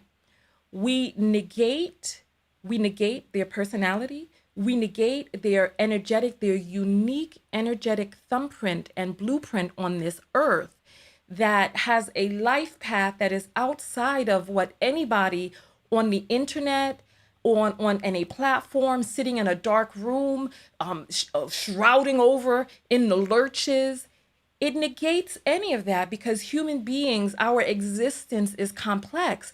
When we start trying to minimize people and put them in these configurations, these arbitrary configurations, and start trying to tell people who it is that they are and what it is that they're going to get, not get, or what's unrealistic or realistic for them, we negate the fact that we are spirits having a human experience. And that all of this stuff on the outside, it's a matter of DNA, of sperm and egg that came together in a woman's womb and brought us out into a society that has beauty standards that are here today and could be gone tomorrow. So it's Yeah. like if you look at period pieces, if you look at the art from the Renaissance and the plumpness of the women that existed back then, right? And then you look at how styles have changed and what was once considered beautiful. And if you look at how beauty has changed throughout the ages, if you look at what was beautiful in China or in Asia, and how in the shogun days they used to blacken the teeth of the geisha because that was considered beautiful. You walk up to somebody right now with some black ass teeth that they're not real. I don't know how that's going to go over in our society today. As you saw, that man with the yellow teeth was they didn't really like that. So I am part of the reason that I don't agree with the whole giving people numbers thing is because who are you to give anyone a number? Who am I to give anyone a number? Can I remark on whether or not a person's teeth look yellow? And I didn't say his breath looked like it stank. I just said I asked people what they thought it smelled like. I thought it smelled like Marlboro or Camel. But that is my individual assessment about one portion of a person. But where is the science of what a person can and cannot get? When we looked at Rebel Wilson, who you consider to be a 5, we pulled up the men that she's alongside, and quote unquote 5 and all, the woman has men who are banging. Hmm. So the physical aspect of it is one aspect. Okay, so physicality is the initial thing that draws us to a person. When we don't know a person's character, we don't know anything else, we're basing people just off of their aesthetic, right? How they look. And people can say it's superficial, it's shallow. We all do it. And if we say that we don't, you'd be a liar. We all judge people off of their appearance. Okay, that's how we Yeah, differentiate hold on. in I just want to add society. this in. I just need to add this in because I see you speaking in absolutes and also speaking wide and across the board, right? We don't I'm not all give, speaking. listen, hold on, my dear. We don't all give people numbers. That's the part that's unrealistic. Whether or not a person sees a person and says, well, you know what, I'm not attracted to that, that's different than trying to assign a numeric value to a human being. That's different. So, okay, you may see somebody and you might not say, okay, he gets a 5, he gets a 9, he gets a 3. But you look at somebody and you say, no, I couldn't go there. That's when you're giving somebody around a 3 on a ranking. When you say, they look all right, they're okay. That's somebody that's average. You're giving them maybe like a 5 to a 6. When you're like, oh, he's hot, and you have that large physical attraction to a person, that's when you're ranking somebody up in the 8s and the 9s. So we might not assign a number, however, we are putting somebody on a scale of attraction. And that's simply what the numbers are. You're rating somebody on the scale of attraction, how attracted you are to them. And of course, when you were speaking about a person's character, of course, physicality isn't the only thing that attracts us to a person. One thing I'll always say is the way that a more average woman can get a 1-up on, a prettier woman is through her character, is by her personality and what else she can bring to that apart from looks. You'll be surprised. Men would rather be with a woman who is a 6, but her character is great, than be with an 8, but her character is horrible. So there's more than It just one. doesn't resonate with me to call human beings numbers. I'm sorry. And it catches me up each time because I feel that I think it's inappropriate to give any human being a number. Now, if you say, a person is attractive or unattractive to me, that's one thing, but a number is finite. A number is a scientific scale that exists that is irrefutable. You can't really give a thing a number if it like 5 inches, or you're in the UK, so we'll say centimeters. 5 centimeters is a thing. If you go over here, 5 centimeters is 5 centimeters. You go over there, 5 centimeters is 5 centimeters. You don't have, well, 5 centimeters is really 7 centimeters over here, but it's 4 centimeters. No, a number, a numerical value is a thing that cannot be changed. It can. So what we do is we take, people take surveys all the time. How satisfied are you on a scale of 1 to 10? You tick a number. We use these to gauge people's personal opinion all the time. Personal opinions are not scientific. They're not. And that's why when you said earlier that this isn't necessarily a scientific method, I agreed with you, because to a certain extent, attraction is subjective. It's subjective. So what I might think is an 8, you might look at him and say, no, I don't agree. I think he's a 5. The issue is the issue is the number. The issue is the number. Anyway, I don't want to get caught up on that. We appreciate you calling in and giving your point of view and helping us understand a little bit more. I feel like we got a little too caught up on the whole numerical thing instead of really truly understanding what's going on out there in England. Hopefully we'll get a chance to broach the topic and the conversation again, because the call has gone on for 29 minutes. So this is the longest call so far. So thank you so much. I went super quick.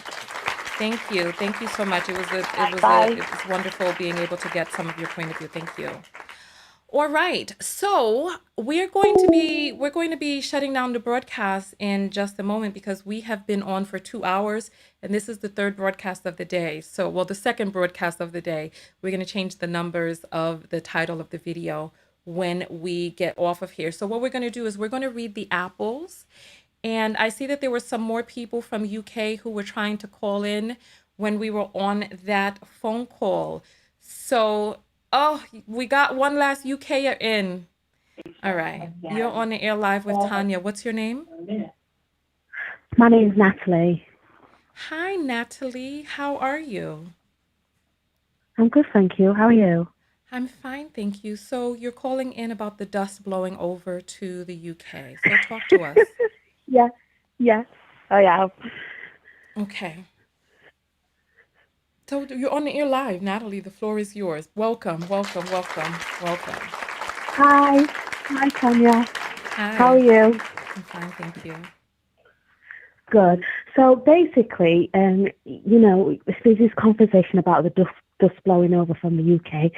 However, the dust has been here, and I'm quite surprised to see what you guys are going on with over there in reference to, black guys dating white guys, whereas I know a few years ago it wasn't really common, but over here it's been common since the 60s as well, more so the 70s, 80s. It's been a problem over here. Okay. So are you a black woman? Yeah, I'm a black woman within the UK. Okay, and what is your complexion like? I'm just trying to get a sense for the callers, just to kind of see what colorism plays, how it plays into it. Colorism, sorry. Yeah, so what is your complexion? Are you lighter complected, medium, dark? Oh, I'm like you. I'm exactly like you. Same color, everything. Yeah. Okay. So you're saying, so what is your experience like dating in the UK? Because for those of you who can't understand her accent, she's saying that she's surprised at all of the conversation that we have about interracial dating over here, because people have been interracial dating in the United Kingdom. That's what she's saying. Yeah. So basically, as a young woman, I'm 40 now. So as a young woman, from the age of 18, I noticed that black guys just weren't interested in us. I would go out with my friends, a group of black girls. We would be beautiful, dressed to the nines, looking. My friends are beautiful, educated, and they were not interested with us, point blank, period. So from a young age, I decided that, okay, I'm just going to go where I'm celebrated, and I got more attention from white men. Interesting. So, this is, I feel like in the north of England, where I'm from, it's something that's been going on a while. Whereas when I moved down to London and I spoke to black people and I told them they'd ask me about my boyfriend and he was white at the time, they would look at me like I had two heads. Really? Okay. Yeah, So it was but not common now, then, you're saying. So she's talking about how she's saying she's from the north of England because your accent is so distinct. Your accent sounds a little bit like that there was this show called The One, and it's a show on Netflix that it's like a drama that talks about how everybody has one partner, and it's like it was a lot of drama, but there was this character in there who this biracial looking young lady who was with this black guy, and her accent yeah, sounded very much like yours. And so I'm, so I guess this is north, like in the yeah, Shires, like Welshire or yeah, something like that. no, it's South Yorkshire. So I've got a northern accent. My accent is northern. Oh, Yeah, so I'm from South Yorkshire. Now, okay. fast forward, this is back in 2000 when I moved to London. No, 2001. So fast forward to 2021, and black men just aren't interested in us.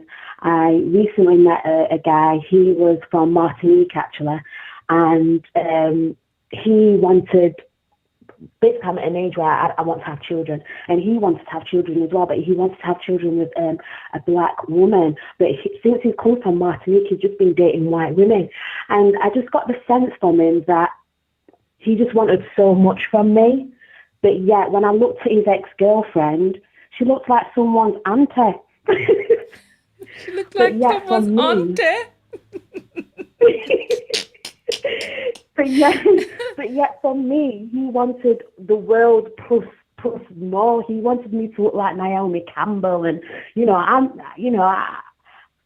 I think I'm all right. Do you know what I mean? I have businesses, I have properties. If a man was to turn around to me and say, "What do you bring to the table?" my response would be, "I bring the whole table." But it's not enough for these guys, and I've just quit even bothering, wondering why they don't want to date black women. A lot of my Oh. black friends are single, and that's just the state of affairs, how it is But over in how the many UK. black people are in northern England? It's like, because I have to be honest with you, I have never heard a black person with your accent before. So it's like my mind is seeing people that I've seen in the movies. And so how many black people are even Yeah. up there? There's a few. There's not, I can go all day and not see another black person, but there's a big African community that's come over recently, and I Ah, feel like in the past, like say for instance the 80s and the 90s in yeah. England, in Sheffield, there was a big black community. We all got together, and now we've more of a Caribbean community, but now we're getting a lot of Africans that are here.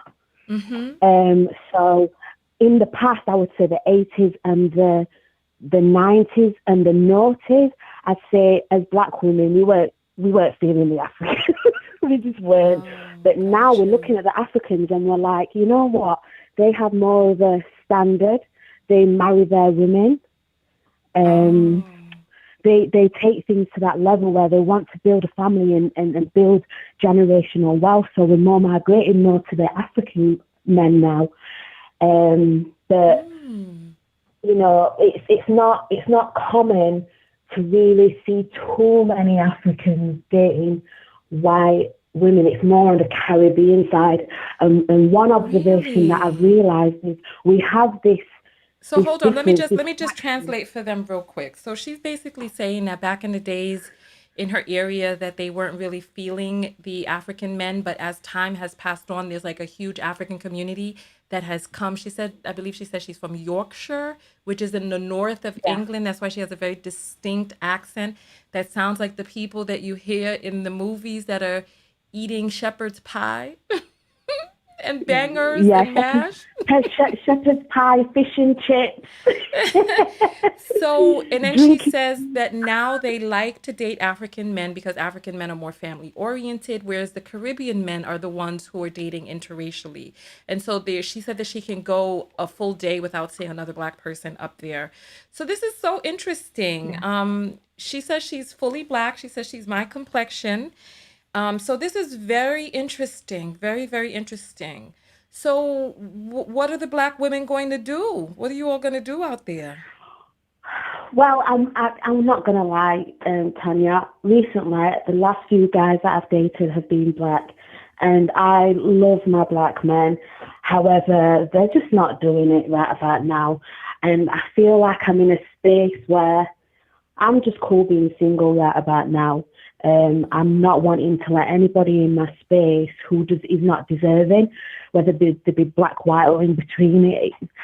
I guess I think black women are just doing their own thing. We are progressing as we get older the way we should. We have homes, we have beautiful homes, we have careers, we have, we go out, we go on holiday, we're just living our best lives. And if there's men out there that don't want to take the time to get to know us and to love us, well, then it's their loss, and it's as simple as that. Oh, wow. But How it's that, interesting. yeah. How But interesting. I do date outside of my race, and but I feel at the same time that I'm more fetished by them, fetishized Wait, by them. what? She's saying that she dates out of her race, but she feels like she's being fetishized.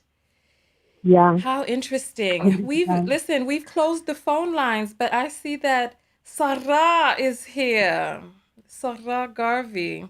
The phone number is right up here. I'll open the phone lines for you to call in to, because I know that you're a black man in Britain. So, my dear from the north, keep your head up. I Yeah, really don't know what to say. This is difficult thank, worldwide. This is thank you. Yeah, difficult. it is. It's very difficult, but it's just a case of just loving yourself, and the right person will come along eventually. But not taking the BS from these men that just Yeah. want to come and take advantage of you. Thank you. Thank you so much for calling in and giving your point of view. You've given us more context, so we appreciate that. Thank you. Thank you. Thank you. Take All care. Bye right. bye. All right, bye-bye. Wow, this is so interesting. All right. Listen, let us read some apples first, and then I'm going to open up the phone lines after that. So please get ready to call in. If everybody can hold off so that this young man there can get through, that'll be wonderful. So let's get the apples on the board real quick. All right. So Betty sends in $1. Thank you, Betty. We appreciate the love, Betty. I'm sorry. I feel like I'm from the north now. All right. Then we have Leah who sends $5 and says sorry, referencing the Congolese caller. Oh, okay. So that's the follow-up from what she was talking about, the lack of respect, etc. For black men. All right. B sends $4, well, £4. She says, I mean, lack of respect for black women. Okay. Oh, I'm confused with the comments. Let's go back to B's earlier comment. Okay, so B said the lack of respect / love for black men is global. And then she followed back up saying, I mean, lack of respect for black women. Oh, okay. All right, so that was her comment. So Leah was saying earlier, she went back and said she sees it. It's not her. Okay, so she was talking about the Congolese. Okay, so she sees it. Got you. We appreciate that. Chen sends £1. We're getting so many pounds in from England now. She sends £1 and says, please have a Hoover sound for that dust. You know what? Should we get like a vacuum cleaner sound? Will we even be able to know that that's a vacuum? You know what? We're going to have to see. Thank you. I appreciate that suggestion. And Debbie sends in $1 and says, Chris has done great things. Shouldn't be on your. Okay, well, look, I don't know him. He was attached to that other guy's video, and he was praising what the dust muffin was saying. So that's how Chris got into the video. I don't know him. And when I listened to what it is that he had to say, because we do react on this channel, when I listened, it sounded like he was talking some sense. So I don't know. So look, you're watching Tanya TKO. I am a self-love specialist from TanyaTKO.com. I hope you learn how to love yourselves and one another. The links to send the apples are in the description, as well as joining the text notification squad. The phone lines are officially open. So we are waiting for that call to come in from the gentleman in England. So 323, oh, where's the number? Let me put it up. I'm sorry. 323-488-3149. That is the number right there. And we're waiting. The lines are open. And so, as a matter of fact, while we're waiting for the phone call, let's go ahead and play the quick commercial break. We have 1 minute for the commercial. Are you tired of missing Tanya TKO's live videos? Arriving late when the video is well underway or about to end? Are you fatigued of only seeing a live video randomly while perusing YouTube and Facebook? Or worse, randomly unsubscribed? Well, now you can get a text notification whenever I go live. No longer are we dependent on the algorithm of these fickle platforms. For just $1.99 a month US and Canada, or $4.99 a month international, you get a personalized text message 15 minutes before each live show. Now, you can show up early with the Tech Squad, meet other people from all over the world, and get invited to secret broadcasts off-platform. Most importantly, support your favorite independent creator. Go to TanyaTKO.com and click on text. Join the TKO Tech Squad today for just $1.99 a month US and Canada, or $22 a year if you pay in advance, $4.99 a month international, $50 a year if you pay in advance. You'll never again be tardy to the party. I'll see you on the next broadcast. TanyaTKO.com/text.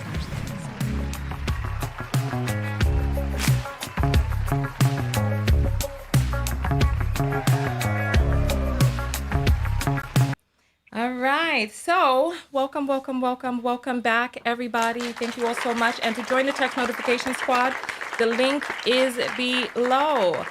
So let's bring up the next call. All right, you're on the air live with Tanya. What's your name? This is Sarah Garvey. Yeah, hey, Sarah. How are you?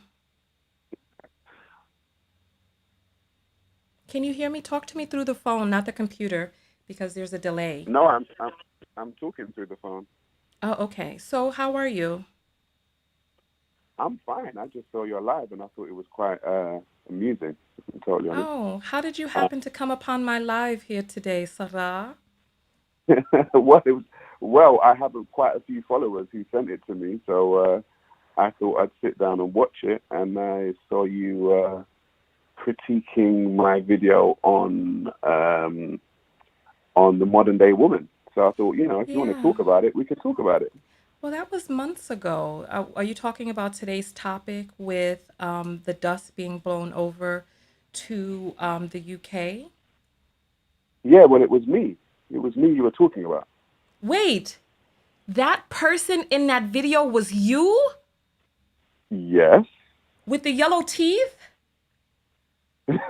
Oh my goodness. I'm sorry, was that you talking about fuck modern day women? Correct. That is me. That is me, yes. Oh my goodness. So let's have a conversation. Hold on, let me play a clip from that so that we can get people up to speed with what it is. I can't believe that was you. I can't believe it. I did not know that. I didn't recognize you in that video. You don't remember my handsome face? Is that what it is? You don't remember my handsome face? You know what? You didn't look bad in that video that I reacted to, but in this one, I don't know what was going on with you, but I don't know what has happened to you since the last time I saw you on the video that I reacted to. No, I'm not even joking. Okay, so what? So hold on, I'm gonna pull you up right now. So I'm just gonna play a little clip of this new generation of modern day women. Hold on. I'm trying to get the video. Oh my God, I can't believe that that's you. Goodness, what are you out here doing? Let me pull this up. Come on, 1 second. This is the person who's just called in. Listen. Fuck modern day women. This new generation of modern day women are psychopathic, they're masculine, they're narcissistic, they're entitled, and essentially, they're spoiled little brats. They want everything. And they expect to give nothing else in return but their vagina. Well, I've got news for you, my dear. Your vagina isn't special. You thought by making the song WAP, Wet Ass Pussy, that you were celebrating your femininity. You weren't. What you were essentially doing is telling us men what we already knew. You're a hoe. All right, and we'll stop it right there and then hear your follow-up from you. Sir, what the hell is going on? Why are you doing this to yourself? Why are you wanting to go viral for this madness? Why? I was speaking the truth. If you look at the comments under the video, you'll find that a lot of people agree, both men and women.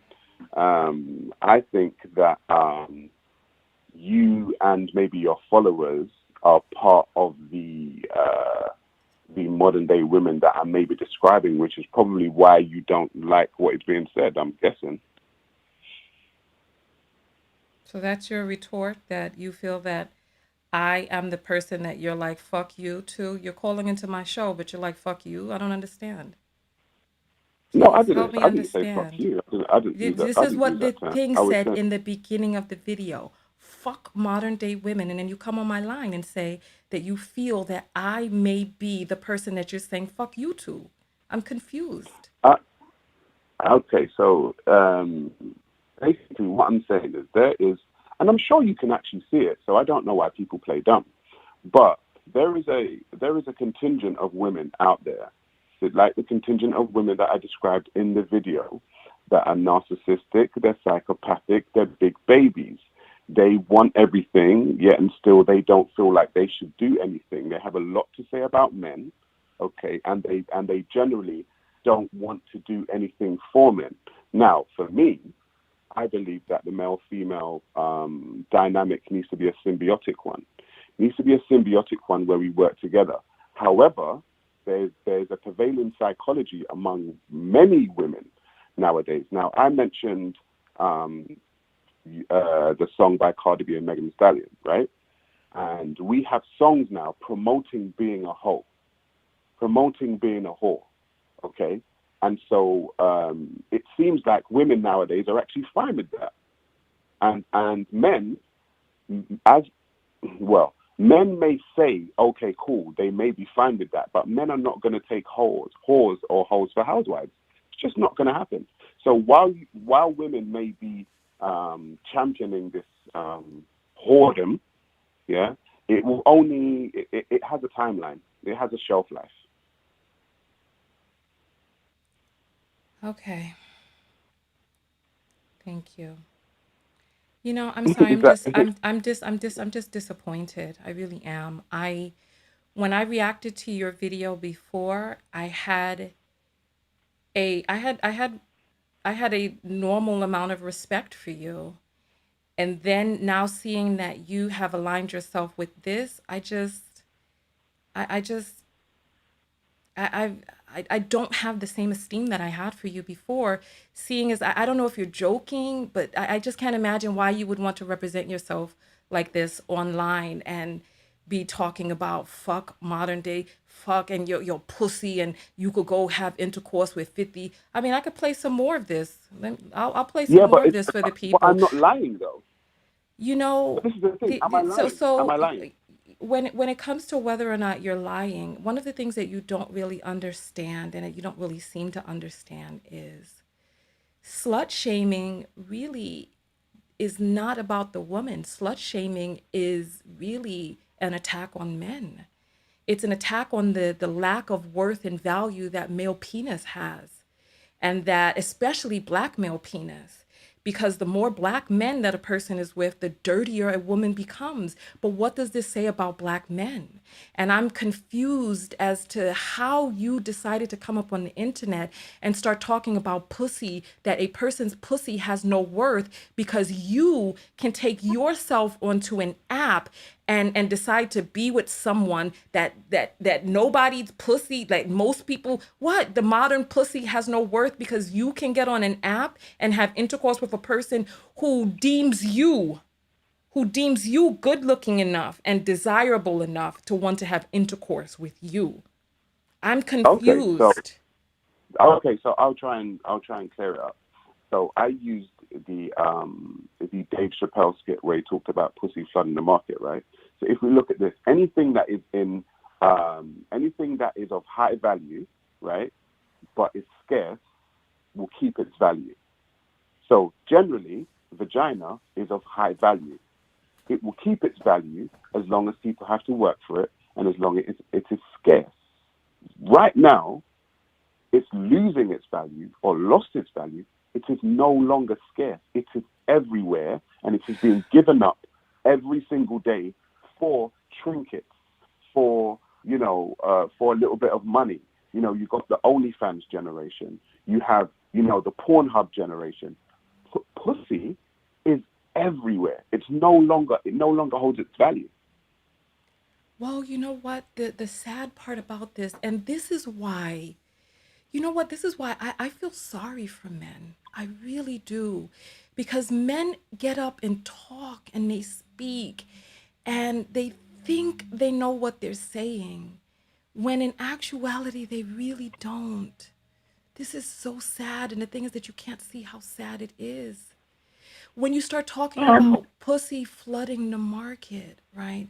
And that it loses value, you're coming at this from a point of view of what value vagina has to you or other people with penises compared to how many other penises it is available to it or whatnot, or how many penises it has gotten.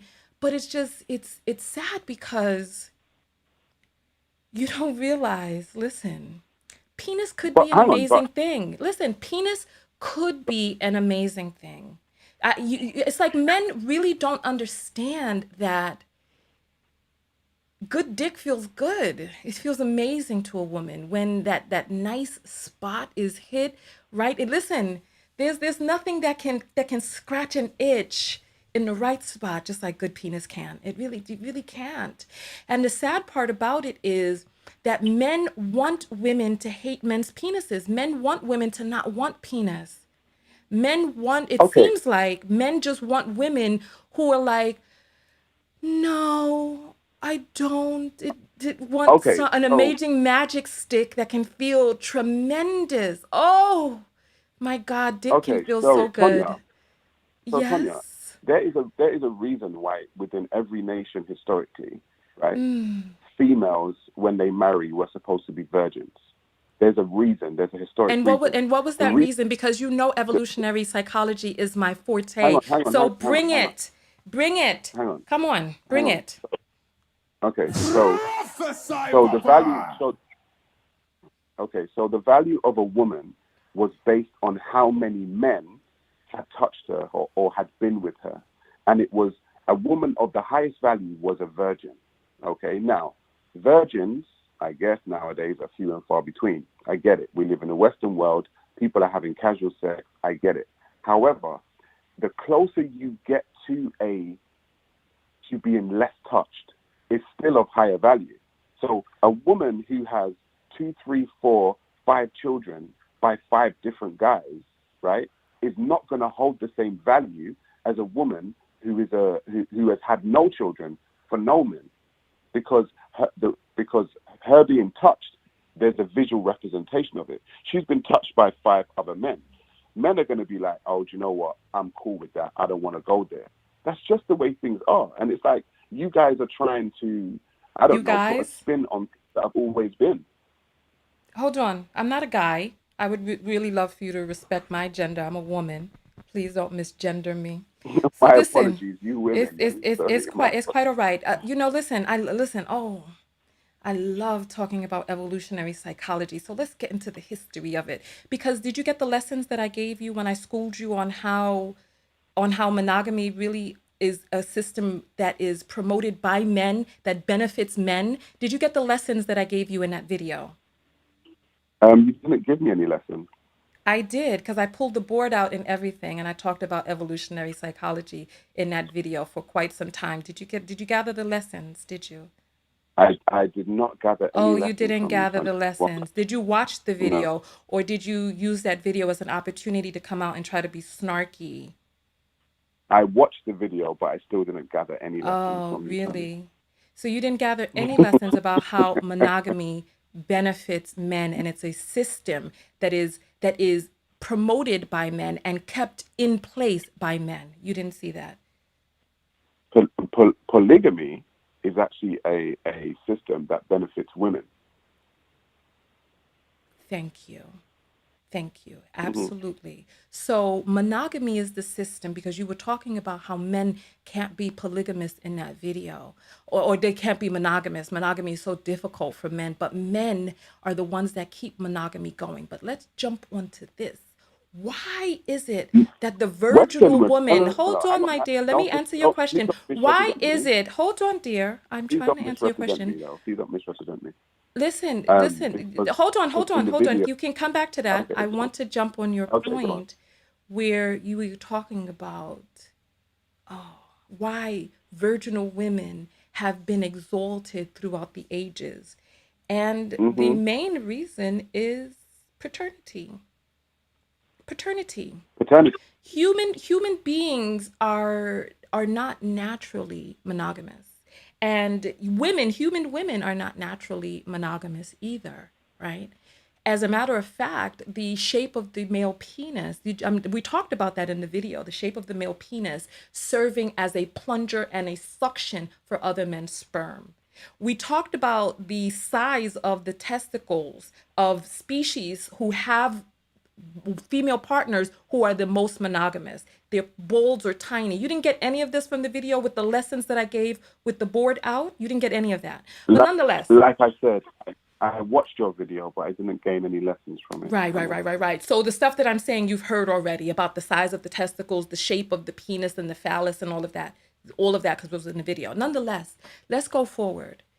So part of the reason that throughout the ages is because there historically have not been DNA tests.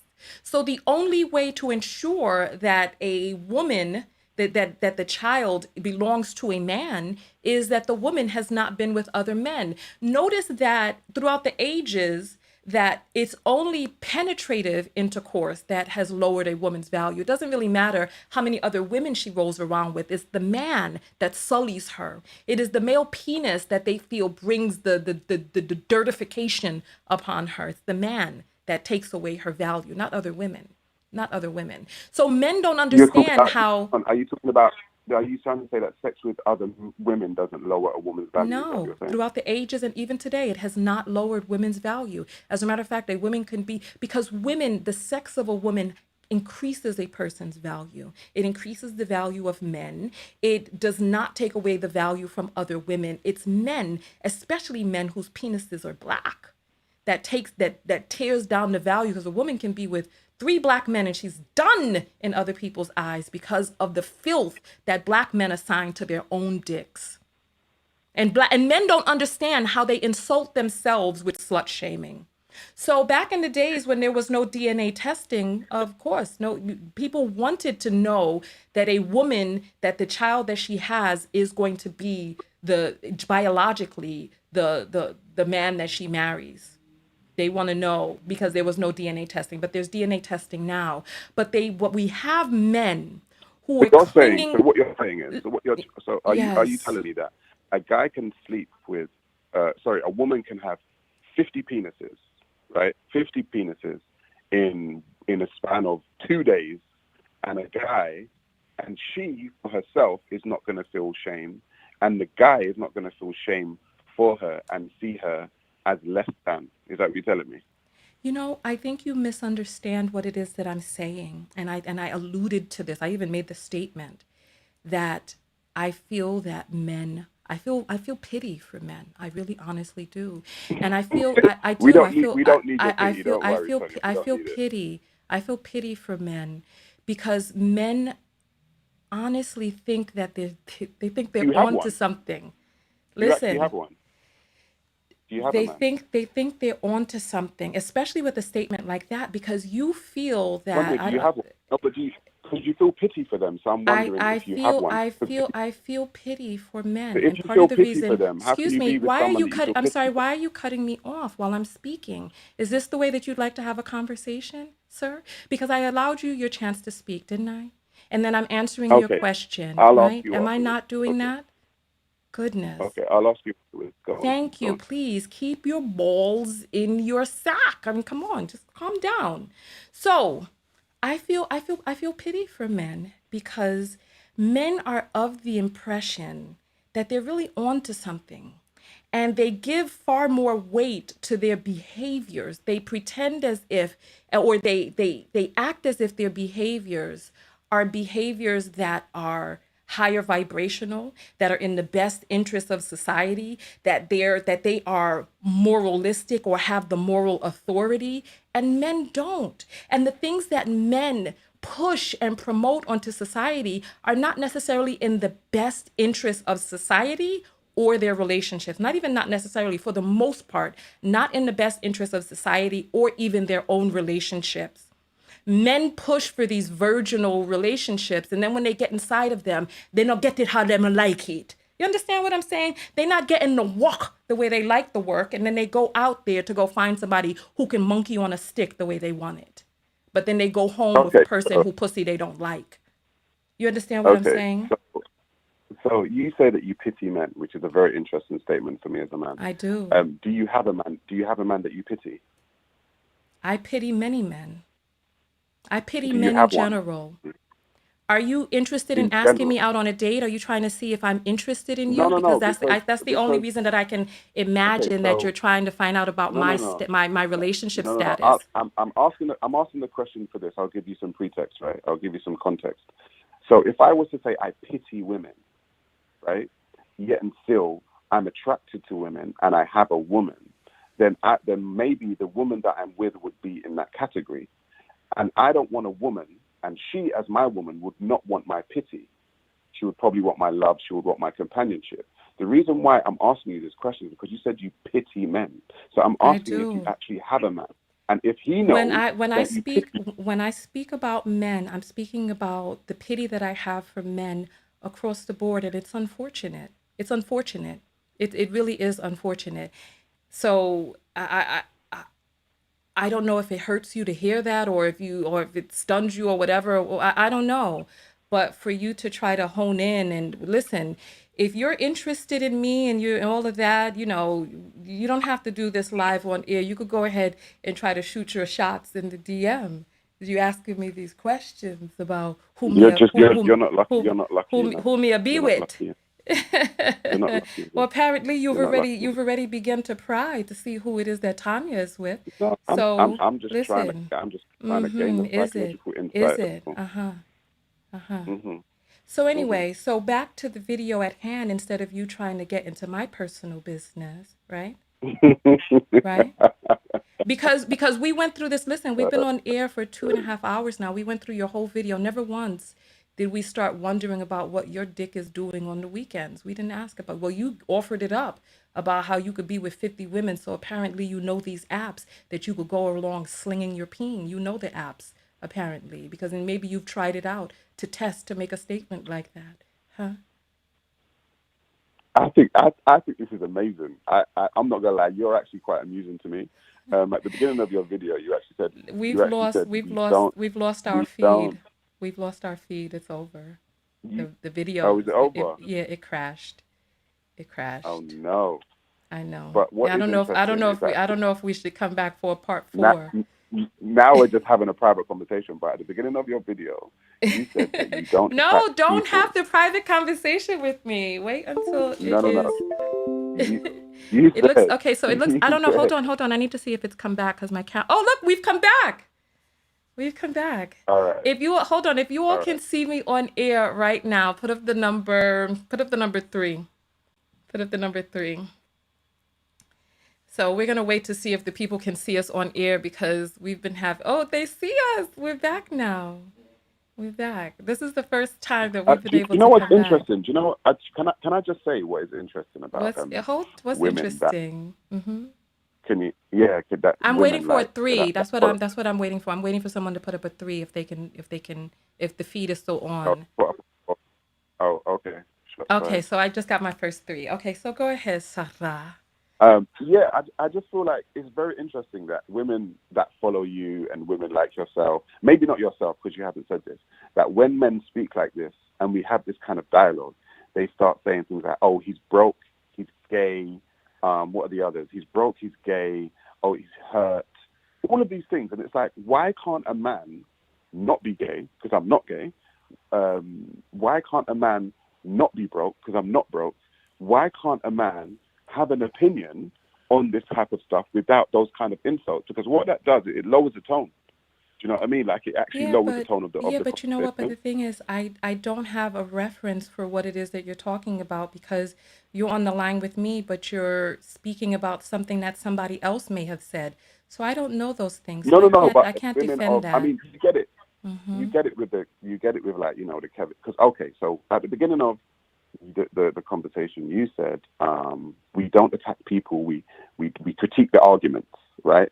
However, within about a minute of the video, you started talking about my teeth, and I was like, hang on a minute, what happened to the argument?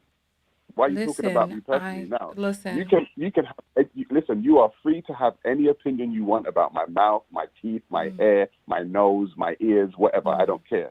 However, all I'm saying is don't contradict yourself and say that you don't attack people and you attack the argument, and then 2 minutes later start attacking someone. I'm just saying.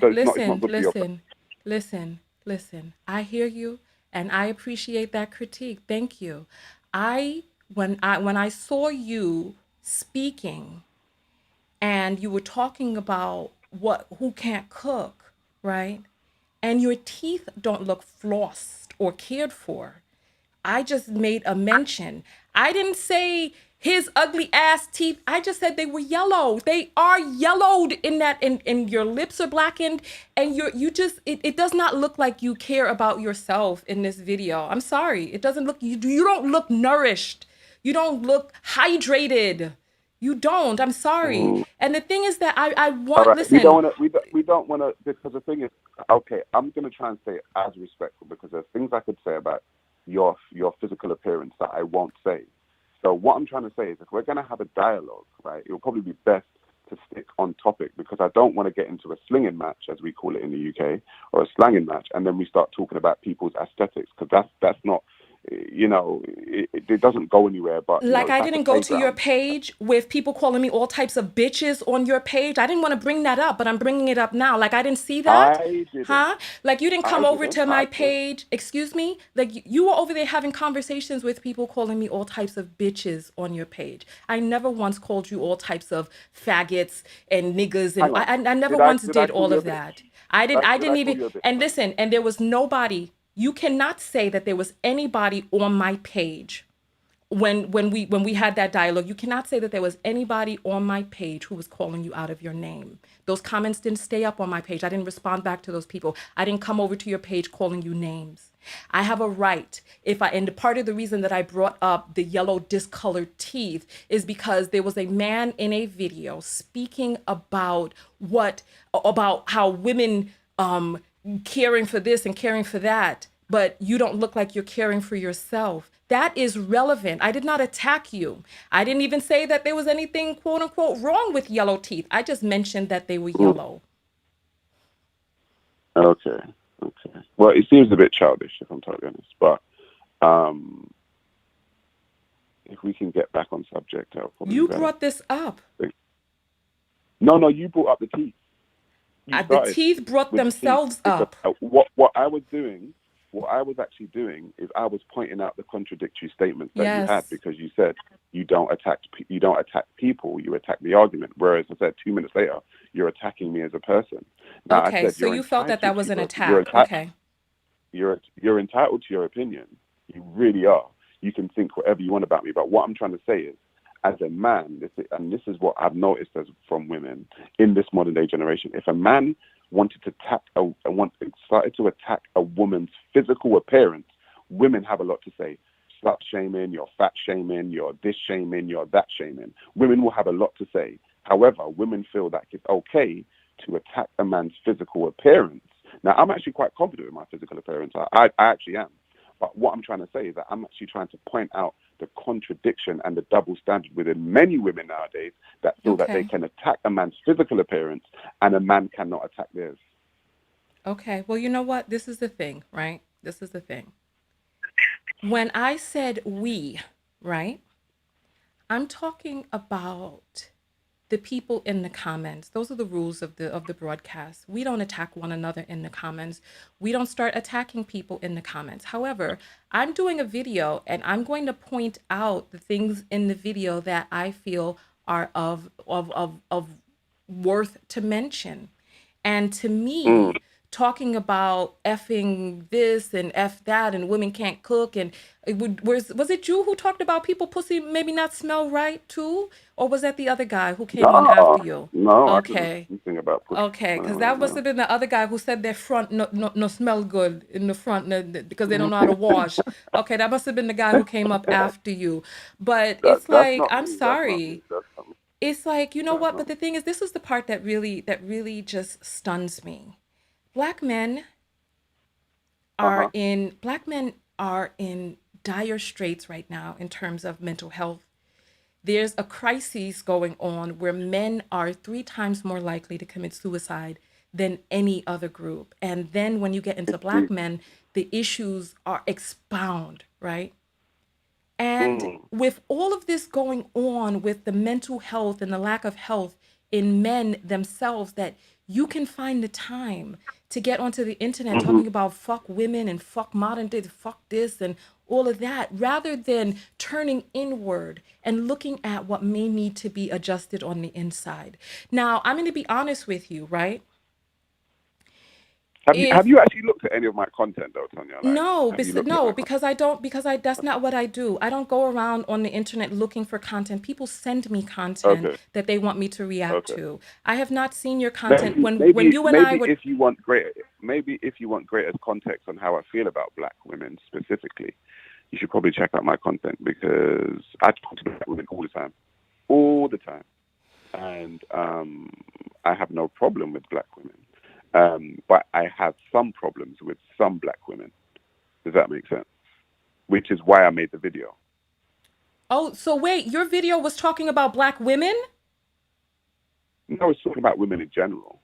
I thought your video, I did not know that because the person who sent me your video was like, oh, he's talking about black women. And I did not get that from your video. I did not get, I'm having problems with my captions. I'm sorry. Give me 1 second. My captions need to be restarted.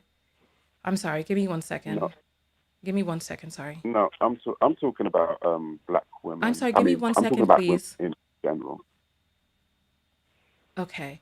Yeah, I did not get the sense that you were talking about black women. Honestly, I did not get that sense at all. I thought you were talking about just women, but the person who sent it, but now to hear, so you're saying you were talking about black women? No, I'm saying I was talking about women in general. The point I'm making is I talk to black women all the time. So if you were to go on my Instagram page, if you were to go on my YouTube, you would see so many different videos with black women talking about, issues that black women have, talking about the issues we have between each other as black men and black women. I made that video to women, or I guess as a response to women in general. I don't have a problem with black women.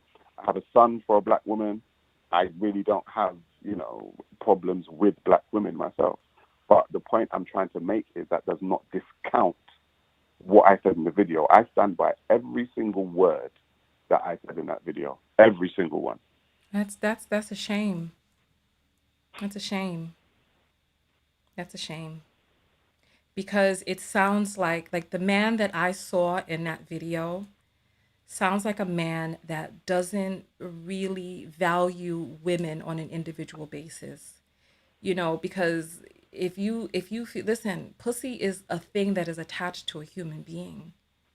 Pussy is not, it's not like you have some random twats just running around out there. Pussy is attached to humans. And when you say that your pussy has no value, the thing is that I know that your peoples would not be proud of you making this video.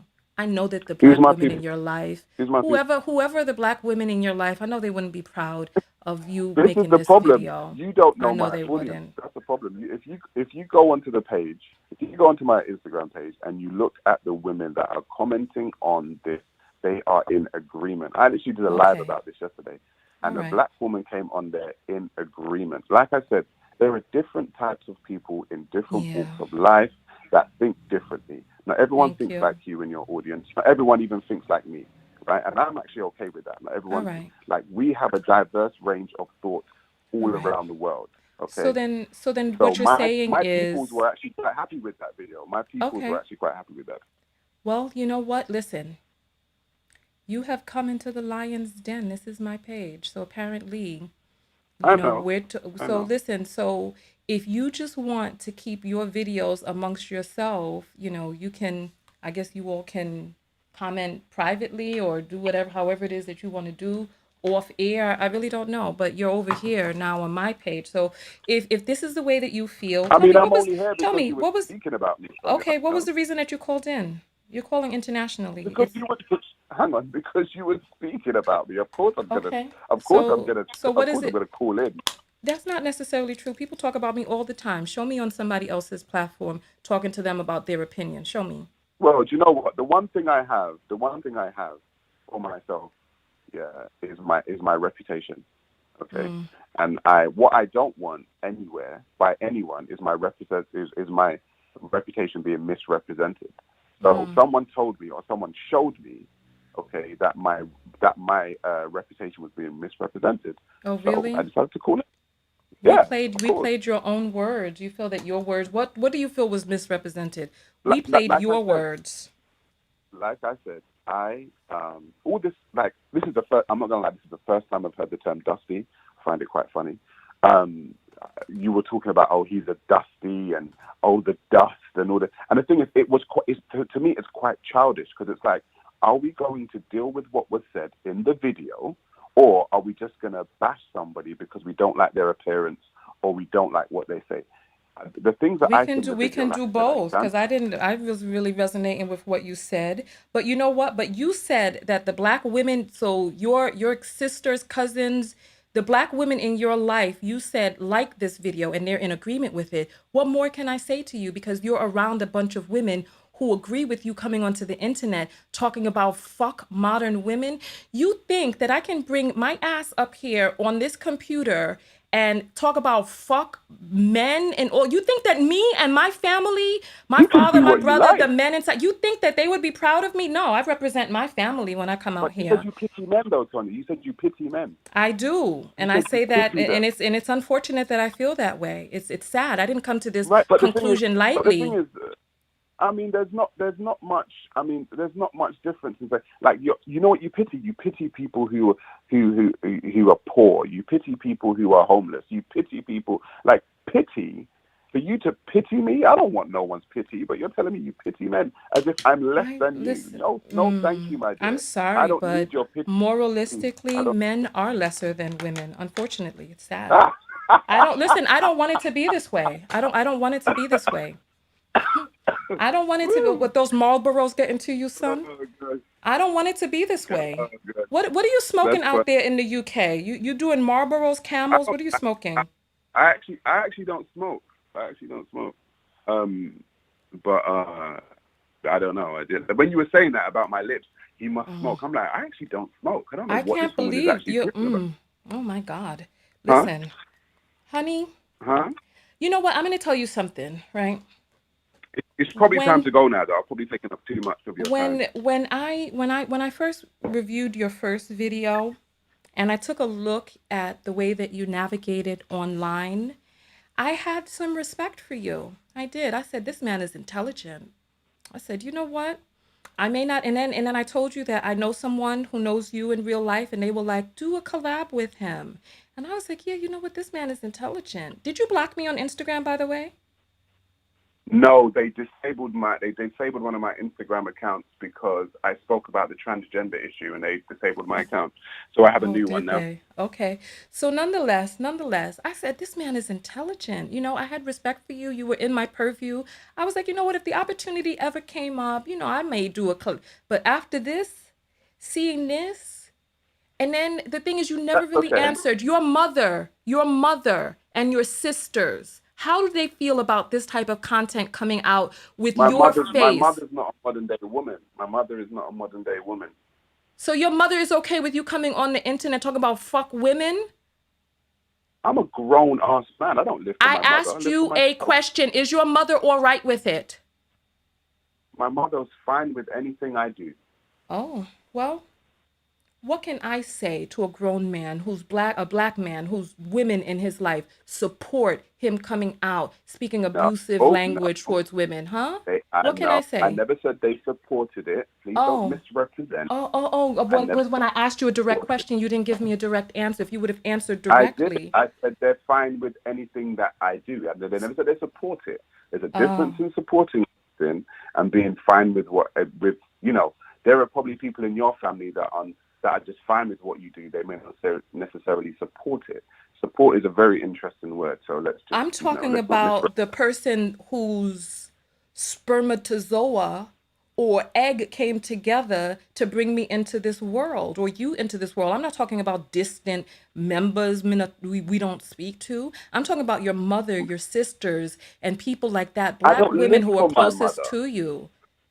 I'm I not even don't live for talking, my I'm talking about the caliber of a man. If a man puts content out that is abusive or verbally abusive towards women and his mother is okay with it, what can I, as a woman on the outside, say to that man? Honestly, what can I say? What can I possibly There say? are certain types of women though, but there are certain types of women. I was very That's what specific. I'm saying. This is what I'm agreeing I with was actually you. very specific. I was actually very I'm specific. agreeing with you. I am saying the type of women who support that content, and if you are happy with those types of women and you all are just reveling around like happy pigs in mud, then fine. Who am I? I'm on the outside. I'm talking to my base. I think you're speaking womanese right now. You're not even making any sense. Oh, really? Yeah, You I'm don't gonna so you don't leave you and your fans to it. You enjoy your evening. Well, it's evening over here. It's like 10:39. You enjoy your day. Thank you for for reviewing my content, and you guys have a good day. Yeah, thank you so much. I mean, what did I say that was off base? I mean, honestly speaking, if a man's mother is okay with him coming out on the internet representing their family brand in this way, what can I, as a woman on the outside, possibly have to say that has any impact in that realm over there? There's lots of different types of women out there. Oh, my Lord. You're on the air live with Tanya. What is your name? Hey, Tanya, this is Steve. Steve, what? Steve, does your last name start with an M? No, it's X. Oh, okay. So welcome onto the line. What is your comment, Steve? Hopefully, in some sort of fashion, try to redeem us in some sort of way, especially after what I've been hearing for the past, I don't know, I guess a half hour. That was long, wasn't it? It was insightful in a sense, well, to a degree, but it just made us look so bad. And you know, in some of it, I agree with you for why you see so much pity on us. But that whole ideology of what that guy was speaking of, I mean, and this is just another man saying this, it's coming from a sense of ego. I hear you. And the reason why I say that is because, like, I made a comment, you know, down in the thread earlier about that, you know, he was going in on how men value a virgin.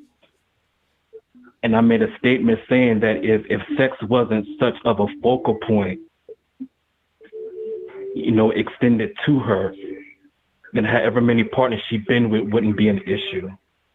Because with him being with her at that moment, they're in the present, and he's being fixated on the past. Oh, that's an interesting take. You're right. I didn't even really get to hone in on that because, yeah, thank you. Thank you. And if that's being the case, how far is that relationship going to even go? I mean, if that's being the case. I don't know.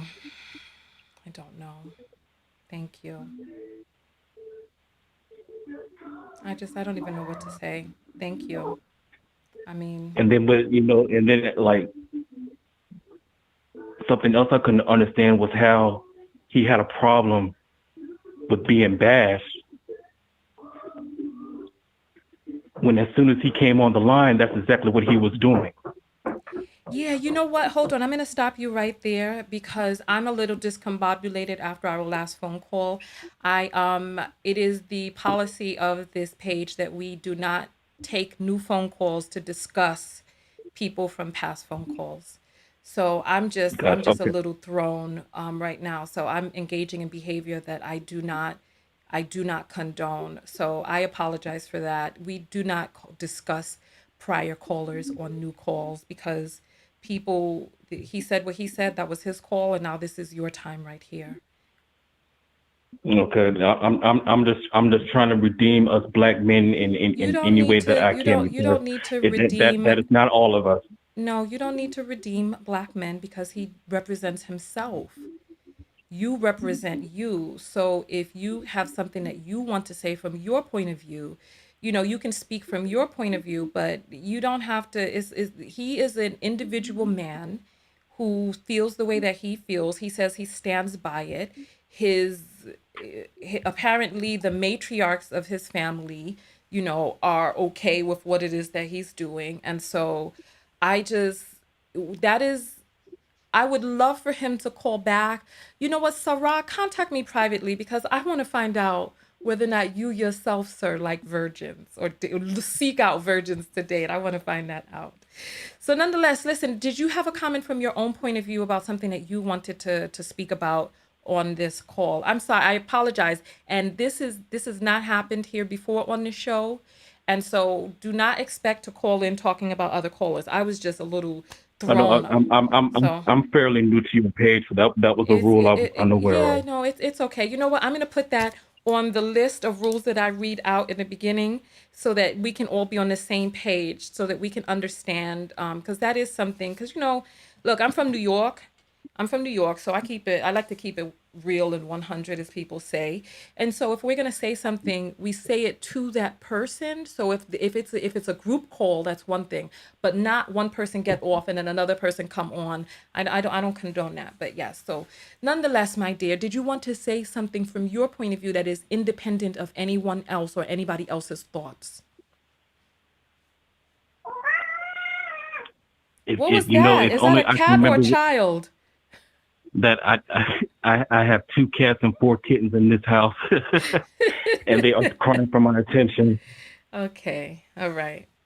Well, Yeah, Steve, but we appreciate you. I lost sense of what the topic was, like after the phone call. I mean, I had so much to say during, but it's I like feel you. I don't know. I just got more flustered the more and more I was hearing, the You're conversation. so funny. Thank you so much for calling in. Thank you. Thank you. Have a great day. You're more than welcome. All You right. do the same. All right. All right. Listen, flummox. That's what I was. I was flummox. Oh, God. I really honestly feel very parched. I'm not even joking. I felt very parched after that call. Not the call before. Listen. And, oh, my God. Listen. I don't want to end on that note. What I'm going to do is we're going to pull up the apples. Oh, we got another call from England coming in. You're on the air live with Tanya. What's your name? Hi, my name is Queen Cascade. Your name is Queen Cascade? Yes, it is. I really love Can you hear the me? word cascade. I do. I hear you. Welcome in, Queen Cascade. Welcome to the line. You're calling in from the UK. What is your comment, my dear? My comment is this. Although I just heard not too long ago you saying about not to refer to other callers, I have to say that part of the problem is certain topics that your previous callers like to bring up. That is an issue here in the United Kingdom. So we have people similar to people like you guys have Kevin Samuels. He's like an English version of Kevin Samuels. Unfortunately, out here in the UK, there's a lot of black men that have a lot of ego, and it goes back to the Windrush generation and parts of slavery in our grandparents coming here. I'm Black British Jamaican, yeah? I grew up in the West Midlands outside of Birmingham. I live just outside of Birmingham now. So a lot of what's gone on historically, I'll try and say as much as I can because this is a long distance phone call and I don't know how long before it cuts off. Oh, okay. So what's happened is the Windrush generation coming over to England, our grandparents and our grandfathers and them like that came here as skilled workers, were made to work as cleaners, as bus drivers, as post office workers, and they had to rebuild their careers when they came back over to England because they weren't accepted because of racism. Within that, it meant a lot of men not being able to be present as fathers in the way that they might have liked to have been. So some of the Black British men here don't have a full understanding of what it is to be a provider and a protector. The other side of it is within the Black British church here. Back in the 70s and 80s, there was a lot of pressure on Black families to form to keep the community together. And through that pressure, it divided a lot of families. There are a lot of families within the West Midlands, within like Wolverhampton, Birmingham, that because of what happened back then, probably 25% of those couples are still going. Now, when it comes to dating, a lot of men are speaking about entitlement. For us Black British women, it's not about entitlement, it's about standards. So what I've seen taken place over the last how many years is the kind of hard work and graft that our grandfathers and some of our fathers were able to put in, whether it's 12, 16, 24 hours shift. A lot of British Black men here are not willing to put the same amount of effort in to their families when it comes to being in a relationship or within partnership. Part of the issue here is when it comes to finance, we don't get the same level as we don't get the same levels of payment that you guys get in America. So probably the average man in the UK will probably make about 20 to 26 grand English, which is probably between 30 to maybe 35 US, okay? So a lot of the men here want 50-50 relationships. A lot of the women here don't want 50-50 relationships. Oh my God. A lot of the women would like to be more traditional, but we're not able to be more traditional because what's required of us in society today, we have to graft just as much, if not harder, than the men that are here.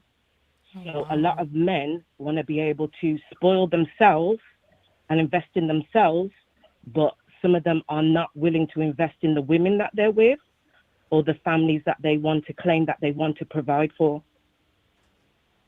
Oh, wow. So I don't know the numbers because I'm sorry. I don't know the numbers, but 26,000 pounds a year sounds really low. It is. So it means that if you're in a relationship or a marriage with, whether it's a Black man or a white man, just a man in general, mainly in the UK, as a woman, you're going to have to work. You're going to have to put in the other part. What a lot of Black men are not realizing is they're saying about 50-50, but they don't see the part where really it's 75-25. Because if you're expecting us to carry a child for 9 months and then everything after and schooling and everything else, they don't always see the other part of what we're bringing to the table as women. Yeah. This is unfortunate. What is dating like out there in the UK? What is dating like out there? Dating Black men, dating men in general as a Black woman. You're a Black woman, right?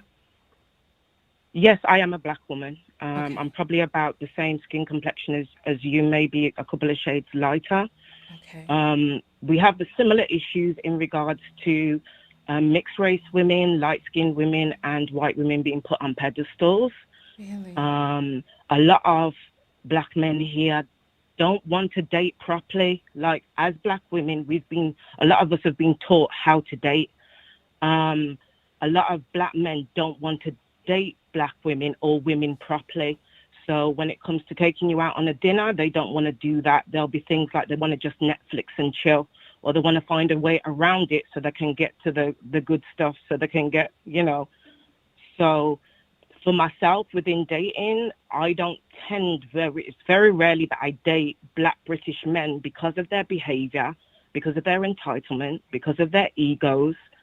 There's a lot of even my godfather's generation that are in their 50s and 60s and 70s that are, and I'm not saying this of all Black men because I don't want to make all Black men sound bad, because I've got cousins and men in my family and friends that are good Black men. Do you get what I mean? They're providing, they're protecting, they're going out there and they're working and they're doing it double.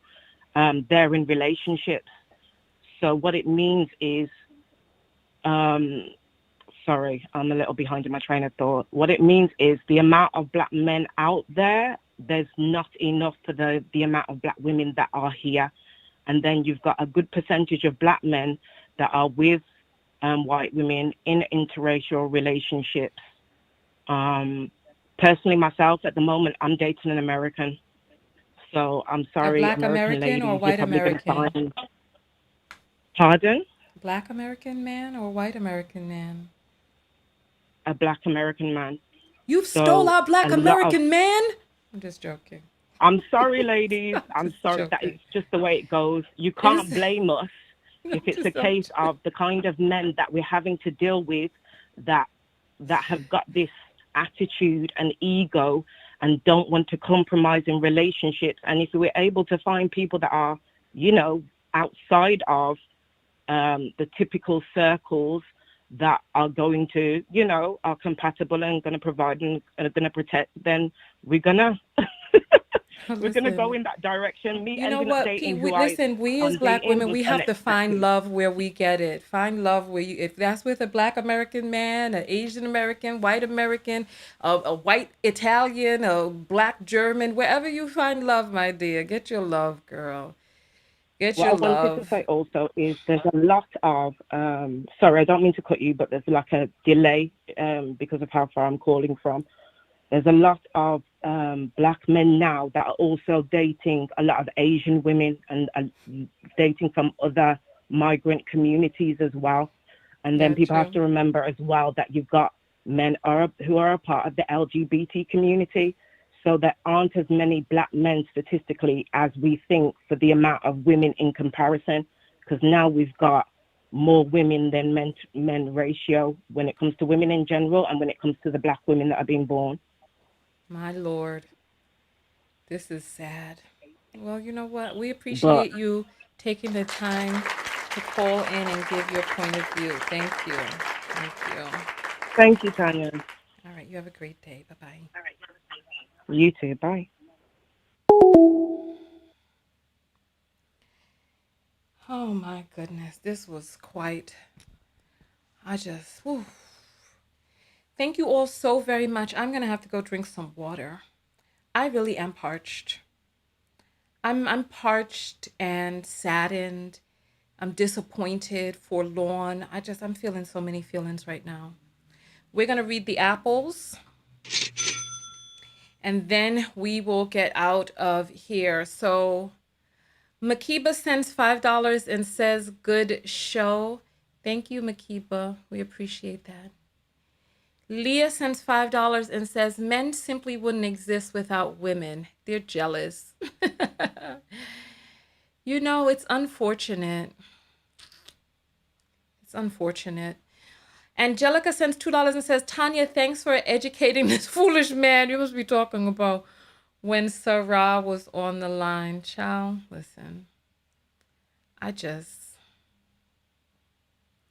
feel so conflicted. I feel conflicted because it's difficult. Because Danielle sends $2 and says, men do not value virgins. I was one until 27. Let me tell you, this is what I'm saying. It's so sad because it's sad. And I don't make those statements lightly. I'm telling you, I do not make those statements lightly. I really do feel pity for men. I do. And it's sad. I don't want to feel this way. Maya sends $1 and says yellow teeth. Listen, don't get me to reading stuff out loud. Listen. Child, listen, let me put up Crying, laughing emoji, child. Listen. Whew. Listen, go out there and love one another. Most importantly, what? Love yourself. And part of loving yourself, there's so many self-love lessons here, but let me let you all tell me what the self-love lessons you gathered from these broadcasts, from the broadcast that we did today. What are the self-love lessons? Tell me. Tell me. I feel like, oh my goodness. Listen, Black men don't value anything, not even themselves. That's the self-love lesson. What is the self-love lesson? There's a little bit of a delay, so I'm going to give you all a chance to catch up. But, whew. Tanya Walker says, I was a virgin till 27. Listen, let me tell you something. Men are a very confused group of people because, yes, they claim that they want you to be a virgin when you're married, but they don't want to, they love intercourse. They love intercourse. You know something? I'm going to take your comments off of the screen if you all are going to be rude. Listen. Ay, Lord of mercy. Por favor. Deja eso. Let me see the self-love lessons. Divest from the dust. Self-love lesson, divest. Black men are underachieving, thinking they're overachieving. Notice these males are 40 to 50. They are ready to settle and mad that the women, oh, it's going by so fast. Go where you're celebrated, cherished, and valued. Yes, I like who likes me. Always listen. I'm not reading your comments out loud. You all have, I'm not, listen, cover yourself in lemon pledge so you won't get dusty. Oh my Lord, listen, I'm still a virgin. I refuse to enter a relationship with these men. I love myself enough to demand more. Oh my goodness, Colgate took BM out.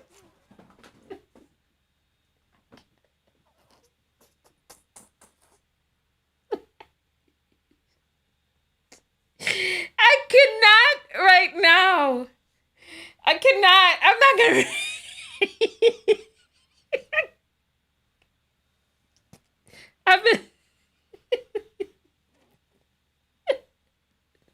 I've been on this broadcast too long. You're not going to let me make my bladder squeeze out from laughter. You're not going to do it to me. You're not going to do it to me. Listen, I am getting out of here. I'm getting out. Listen, I'm not reading no more. Come on. Come on. Come on. Come on. Come on. Hey, listen. I appreciate all of you coming out. Let me know if the music is too loud. I appreciate all of you coming out and giving your comments. Thank you to all of the people who came out and spoke with me. Oh, thank you to all of the people who go and brush your teeth. Okay. I'm sorry. Listen. You all are so rude. Hey.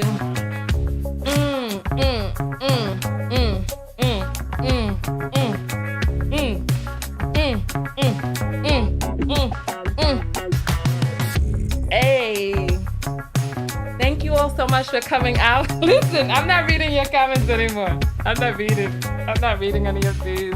Come on.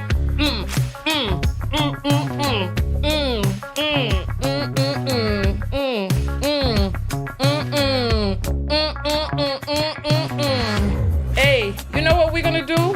Hey, you know what? Hey, listen. We're gonna get out of here. I'm going to close with the opening. Here we go.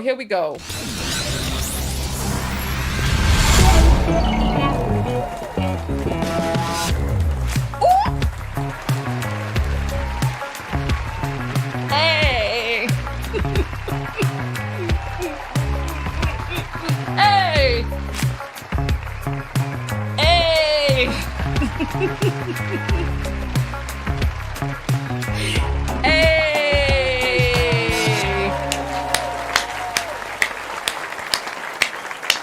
You know what? I appreciate all of you so very, very much. Listen, go out there and love one another. Most importantly, what? You know something? I just made the mistake of looking up and I'm not going to look at your comments. Go out there and love one another. Most important. I cannot. I'm getting the heck off of here with you all. I cannot. Listen, I'm taking. I have the rudest audience. I'm taking your comments off the screen. Listen, you all are rude. You all are rude. Listen, I'm out of here. I can't wait for you all. Listen, I appreciate each and every one of you coming out and giving your point of view. You all are amazing. Give yourselves a round of applause. Thank you. And on that note, I will see you all later. You all are so rude, so rude, so rude.